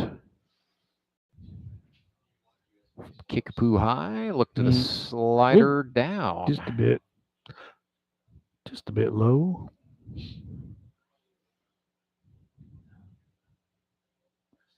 The 1-0 up and out. So Murph taking a minute, takes a deep breath. Glove comes off.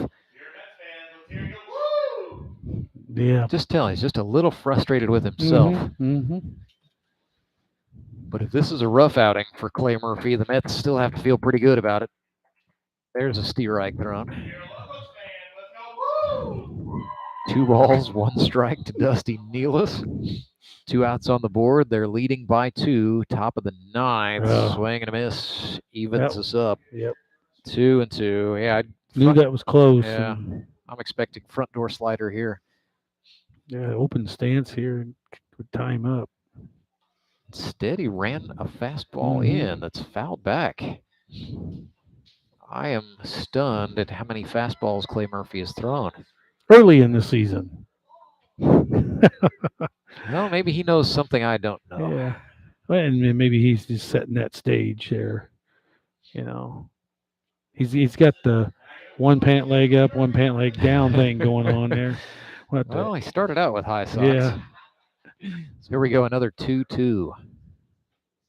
That was the slider for a strike. Yes, and then, sir. And then Aldridge throws it down to Parker, so Parker can drop it off at the mound because it's too hot to handle for Murphy to have it back. So that is 3 shutout innings for Clay Murphy. The streak now runs to 26 innings. He strikes out 6. If that is the end of his pitching day, it's a pretty good one. We go to the bottom of the commercial-free ninth. So Dane Schaaf, that means we got to keep it here. He's been known to go a few innings later. He definitely has. That shades of that 2020 GRBL championship game. The Ozark Mountain Ducks needed 12 innings to dispatch of the Springfield Metropolitans that year. It was Clay Murphy with a Herculean effort, pitched 7 innings that night. The last 4 of them scoreless. That propelled the Ozark Mountain Ducks to victory on a walk-off single by Mark Blem. And then, Dane, I think you got into the dog pile after that. Yeah, you were with the Ducks that year. I got to spray some champagne there. Yeah. That's what we all do this for, right? The champagne spray, the championship T-shirt, and then you have to go to work the next day, or at least most guys do. Yeah, I get to go to work tonight. Well, appreciate you being with me today. So, yeah, we'll have to work that out for next week, probably. Yeah, we'll text each other tomorrow. We'll round it up. I was thinking the 3rd game. All right. That way you want Mets Mavericks? You got it. I can do the PP ahead of our game, then you can come up and sit in the air conditioning. Sounds good. You're my man. You heard it here first, folks. We just inked the deal. Dane Schaaf will be on the microphone for Mavericks and Mets. That'll be baseball night in the Ozarks Sunday, August 21st, to cap off the GRBL Sunday triple. More pressing matters for the Republic Locos. They lead 5-3. Kyle Carpenter facing David Rodriguez, trying to close out an opening day win. He tied him up there with a change. David swung out of the cleats. Come inside there on him. See if I can get that little Taylor he throws there away now. There it was. David was waiting for it. That is in the air to center, but great job by Trent Simpson. He took 2 steps back, set up, and made the grab. Yeah. And it's one away just like that. Can't say anything wrong with that. I mean, Rodriguez hit it on the number, just right at somebody. Not at all. That's why you're a good player if you hit 300. Next batter is Harrison Broadstreet. He is hitting .500 for the moment. Single, a strikeout, and a walk today. Looked at a strike there from Kyle Carpenter on the outer half. Calvin Dreyer in the on-deck circle for the Metropolitans. Carpenter kicks and comes home, missed with the breaking stuff up and out. Carpenter trying to get what would be a 3-inning save if he can do it. Woo! Ran the fastball in. That one had some run, as they say. 2-1 to Broadstreet. Oh, yeah, that came out of the hand funny. He just let go of it a split second too soon, I think, there, Dane. So 3-1 now. Harrison Broadstreet conferring with the man at the plate. Yep, 3-1. Have a little technological slow. Well, hey, you and I are on top of it. Yeah. Swing and a miss there. That will load him up. 3 balls, 2 strikes to Harrison Broadstreet. Sponsored by Blue Room Comedy Club, but it's no laughing matter here. Fresher situation, trailing by 2 in the bottom of the 9th. Carpenter. Payoff. Swing and a chopper will do it again. Outfield's plenty deep here. Yeah, they're not going to give up extras to Broad Street, I don't think. They're wanting to keep everything in front. Well, his MO, he's pretty good about just lifting it over a middle infielder's head or even going back up the middle. 3 balls, 2 strikes, another payoff. There it is, up the middle. Grounded to second. Spangler has to dive from his backside. The throw not on target. Terrific effort by Matt Spangler, but Harrison Broadstreet is going to reach. Yeah.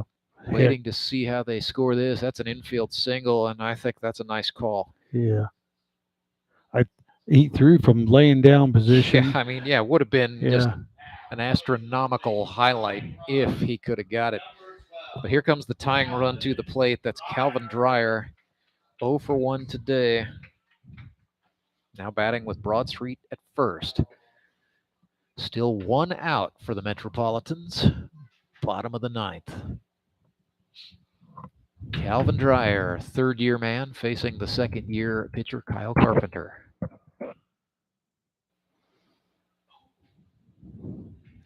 Breaking ball. This is grounded to second. Spangler knocks it down. Throw to short. A spin by Cole. They turn to a 4-6-3 ball game. Bingo. A win for the Republic Locos on a whirly gig from Caleb Cole. Spangler with the short hop catch there to feed Cole there, and just off just a hair, and Cole did a pirouette. Is that what that is? Sure, we'll call it that. If you know your ballet, please leave a comment in the chat on YouTube. 5-3, your final score. The Republic Locos get the dub. I don't know ballet. Let's just say that was a spin cycle. Sure, we'll say that. Let's see. Elite Promotions, Elite Performer of the Game. I am going to go with... Let's go Kyle Carpenter. I think so. Gets the save as a pitcher. Chandler Veet, actually, your winner, believe that or not. But Kyle Carpenter had a 2 RBI double back in the 4th. Then he hit a triple in the 6th. Scored a crucial run in a big 2-run 6th inning for the Locos. And then finished out that game getting the win. Pitched 2 1/3. Yep. I think that's a good choice right there. Capped off with a 4-6-3. So Kyle Carpenter, got the your ground Elite ball. Promotions, Elite Performer of the Game. Pitch to contact, get the ground ball, help yourself out get a double play. Yeah, and played a pretty good first base for the first half of the game for the Republic Locos. So 5-3, Locos win it. Tell you real quickly, if you're a fan of either of these clubs, the Locos will be back in action. That is coming your way Sunday, August 21st at high noon. They are 1-0, taking on the 1-0 Nixa Suckers in a battle of unbeatens. That is non-divisional, but anytime Chris Mesa goes up against Courtney Spitz, you're going to be in for a good one. Those guys really like playing baseball. They especially like playing and competing against each other. Corey's one of those kind of like where I used to be. He's a little fiery when he's down there. He can get, and sometimes you're like, oh, guys, did I say the wrong thing? Nicest guy in the world 6 days out of the week. But on game day, he brings it. Springfield Metropolitans have the baseball night in the Ozarks game. That'll be at 6 o'clock Sunday the 21st. They take on the 0-1 Moon City Mavericks. Sandwich game on Sunday is at 3 o'clock. It'll be the Branson Showmen taking on the Ozark Mountain Ducks. So Kyle Carpenter and Chris Mesa likely headed up here to talk things over. But Dane Schaff, we will say goodbye to you. Thanks for hanging out with us today. Shouldn't have ran out quite so quick Friday night, but that's I want to say thanks. I think feeling all right here doing this. And well, hey, we're happy to have you. So we'll ink that long-term deal. You and I will negotiate on Monday. Get that taken care of. But don't go anywhere. We're going to talk things over with a couple of the Locos when we come back. It is the Grip and Rip Baseball League, brought to you live and free all season long. And a huge thank you goes out to the title sponsor of Grip and Rip Baseball, Henry's Towing. When Gary and Sandra Henry started Henry's Towing nearly 5 decades ago, customers knew that Henry would be the guy coming to help. People would call and ask to let Henry do it. And as Springfield has grown, our family has grown as well. So there's always someone around to come help you out. Everyone at Henry's is a member of the family, fully trained and as dependable as the original. With a family this size, help is always right around the corner. So if you find yourself in need of roadside assistance, remember to call the name you've grown to know and trust. Remember to let Henry do it. Hi, everyone. This is Bob Costas, and I'd like to tell you about an interesting new baseball book, A Year of Playing Catch by Ethan Breyer. A Year of Playing Catch is the story of how a lifelong fan was inspired to take a whimsical journey of discovery and the power of our national pastime to forge lasting connections. You can pick up your copy after any Ozark Mountain Ducks game or from your favorite bookseller or online. That's A Year of Playing Catch. This coffee just isn't doing it for me today. You say that every morning. Yeah, I just can't get my day started. You should really try Sumit's Hot Yoga. They have early morning classes, and trust me, it wakes you up better than coffee. Sumit's Hot Yoga. You are going to feel awesome. Hi, I'm Carolyn Hawkins with Key Cornerstone Realty, here to help with all your real estate needs in the St. Louis area. Do you have a house you want to sell for top dollar? We can help. With over 15 years of experience, our negotiating skills and expertise can help buyers and sellers get under contract fast. Contact us at keycornerstonerealty.com or call us at 636-447-8661. And go Locos! I'm Nicole Cartnell with the Bank of Missouri. Whether you're looking to pay bills or make a big purchase, sometimes you need cash quickly to take that next step. A consumer loan might be a perfect option to help you live well, bank well. Sardi McClendon, one of our branch managers, is here to explain. Thank you, Nicole. We provide personal consumer loans for almost any purpose, from building your credit to financing that new car. We offer competitive rates, and decisions are made locally so we can get you the money that you need quickly. But what makes our consumer loans unique is that personal touch. For example, I recently worked with a customer to secure a loan for a horse trailer. He could have went elsewhere, but he chose to work with his bank because of that personal relationship that we've built with him. Being able to work with your personal banker that you know and trust makes a big difference. That's right, because we work with our customers to help them live well, bank well. Get started at bankofmissouri.com. What gets me out of bed every morning is the possibility of helping people. I want to give people back their peace of mind. I want to know they have a fighter in their corner when they've been the victim of someone else's negligence to help put their lives back together. I want them to know it's going to be okay. Our creed at Toll Repeal is tell them you need business. We want our clients to know that when they hire our law firm, the insurance companies are going to take them seriously. They're going to take their case serious. We leave no stone unturned with preparing the case. We are on the cutting edge of trial technology. We have 2 decades of trial experience in representing injured clients. We become a part of our clients' struggle and take on that burden. We get our clients the justice they deserve. That's the rewarding part. The look on their face, their appreciation. They know that our team has gone to battle for them and we have come out victorious. That is the most rewarding part. We have carried their burden. We have walked in their steps. We have fought their fight.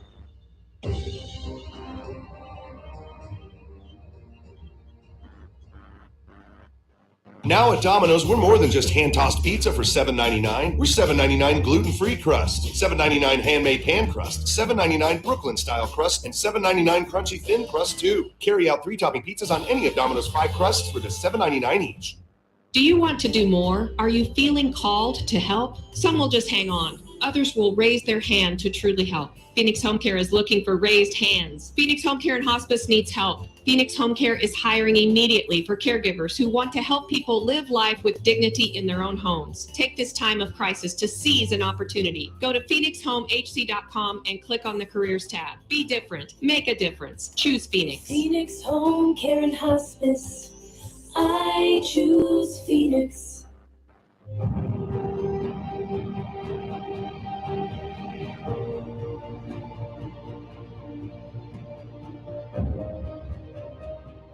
Randsberger back with you live at US Baseball Park, where the Republic Locos are winners 5-3.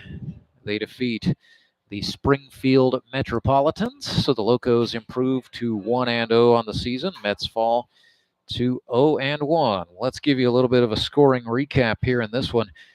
We had 3 scoreless innings, and it was shaping up to have a pretty nice little duel going between John Bortz for the Locos and Andy Galley for the Springfield Metropolitans. But some scoring would get started in the 4th. for Republic. Started off with a walk to Caleb Cole, then Trent Simpson singled.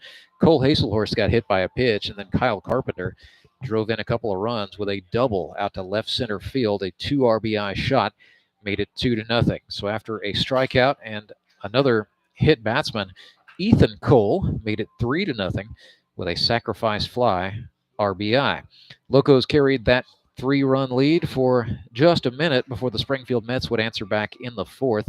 A walk to Brock Chaffin, a double by Justin Parker, and then a 2 RBI single off the bat of David Rodriguez cut the lead to 3-2.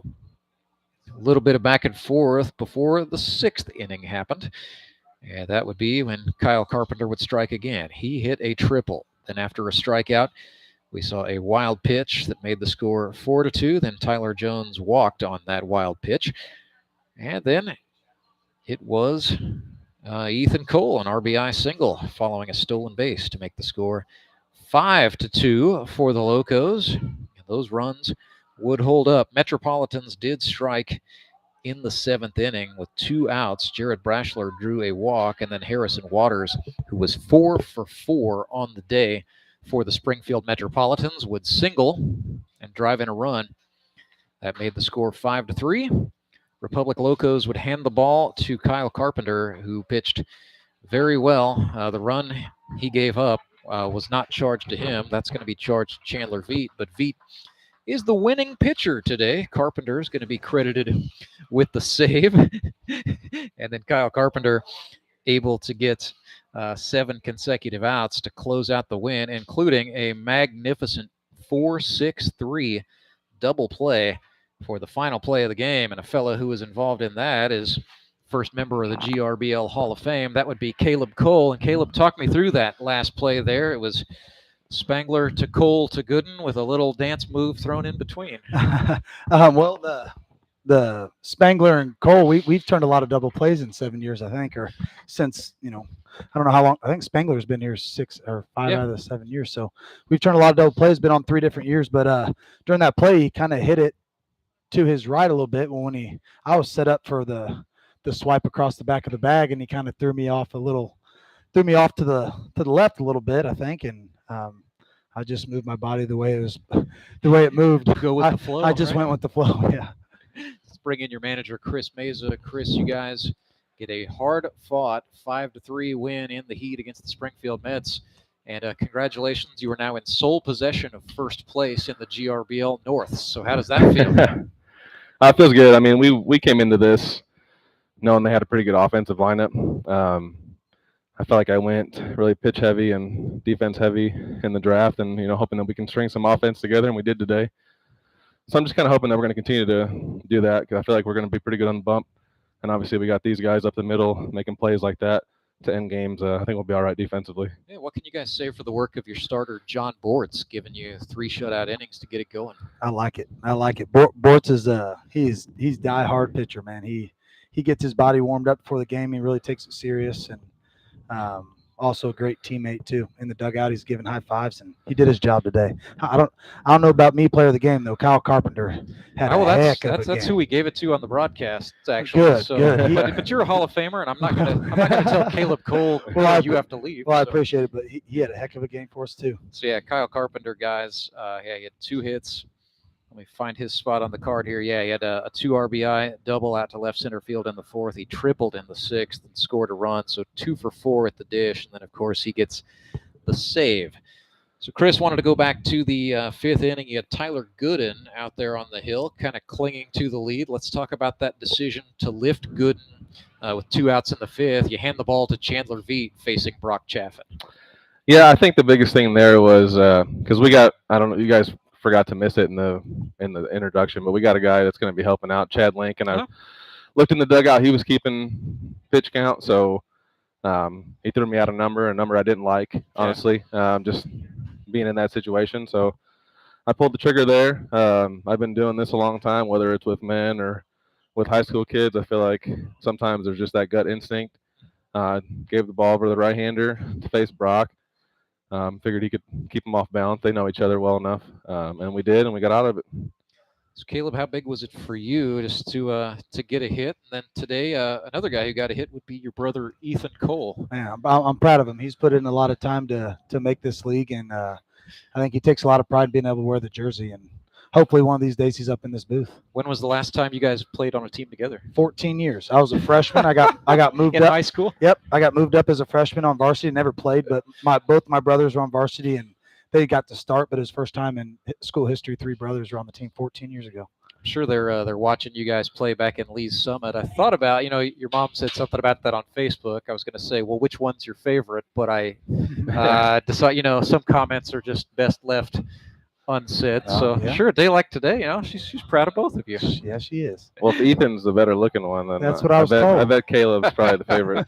We couldn't help but notice, I know Ethan works, he's a diesel mechanic, right? Yeah. So he looks like his arms may have turned a wrench a time or two. Yeah, he's a big man. You can see the big arms from up here. It's pretty impressive. So, Chris, last thing for you on Kyle Carpenter. Of course, starting John Bortz worked pretty well, but Carpenter's a guy who's been a starter, at least in his GRBL career. How do you think he handled flip-flopping and being a closer? I talked to all the guys, honestly. I got 4 guys that can go out there and throw innings for us on a consistent basis. And, everyone's going to get a chance to start. Everyone will probably get a chance to close. And then as we get closer to the end of the season, once guys get into a groove, and I can see that groove grow as the weeks go on, I think those roles will kind of line themselves out. And I think we'll be pretty clear on who's doing what for the rest of the season. Yep. Question to both of you gentlemen, and it's just a look ahead to next week. High noon, you get to start the Sunday doubleheader, a showdown against the 1-0 Nixa Suckers. They were 12-10 winners over the Branson Showmen today. Don't know how much of that you got to see, but you're playing against a Courtney Spitz managed team. So how fired up are you gents for that one? I'm fired up.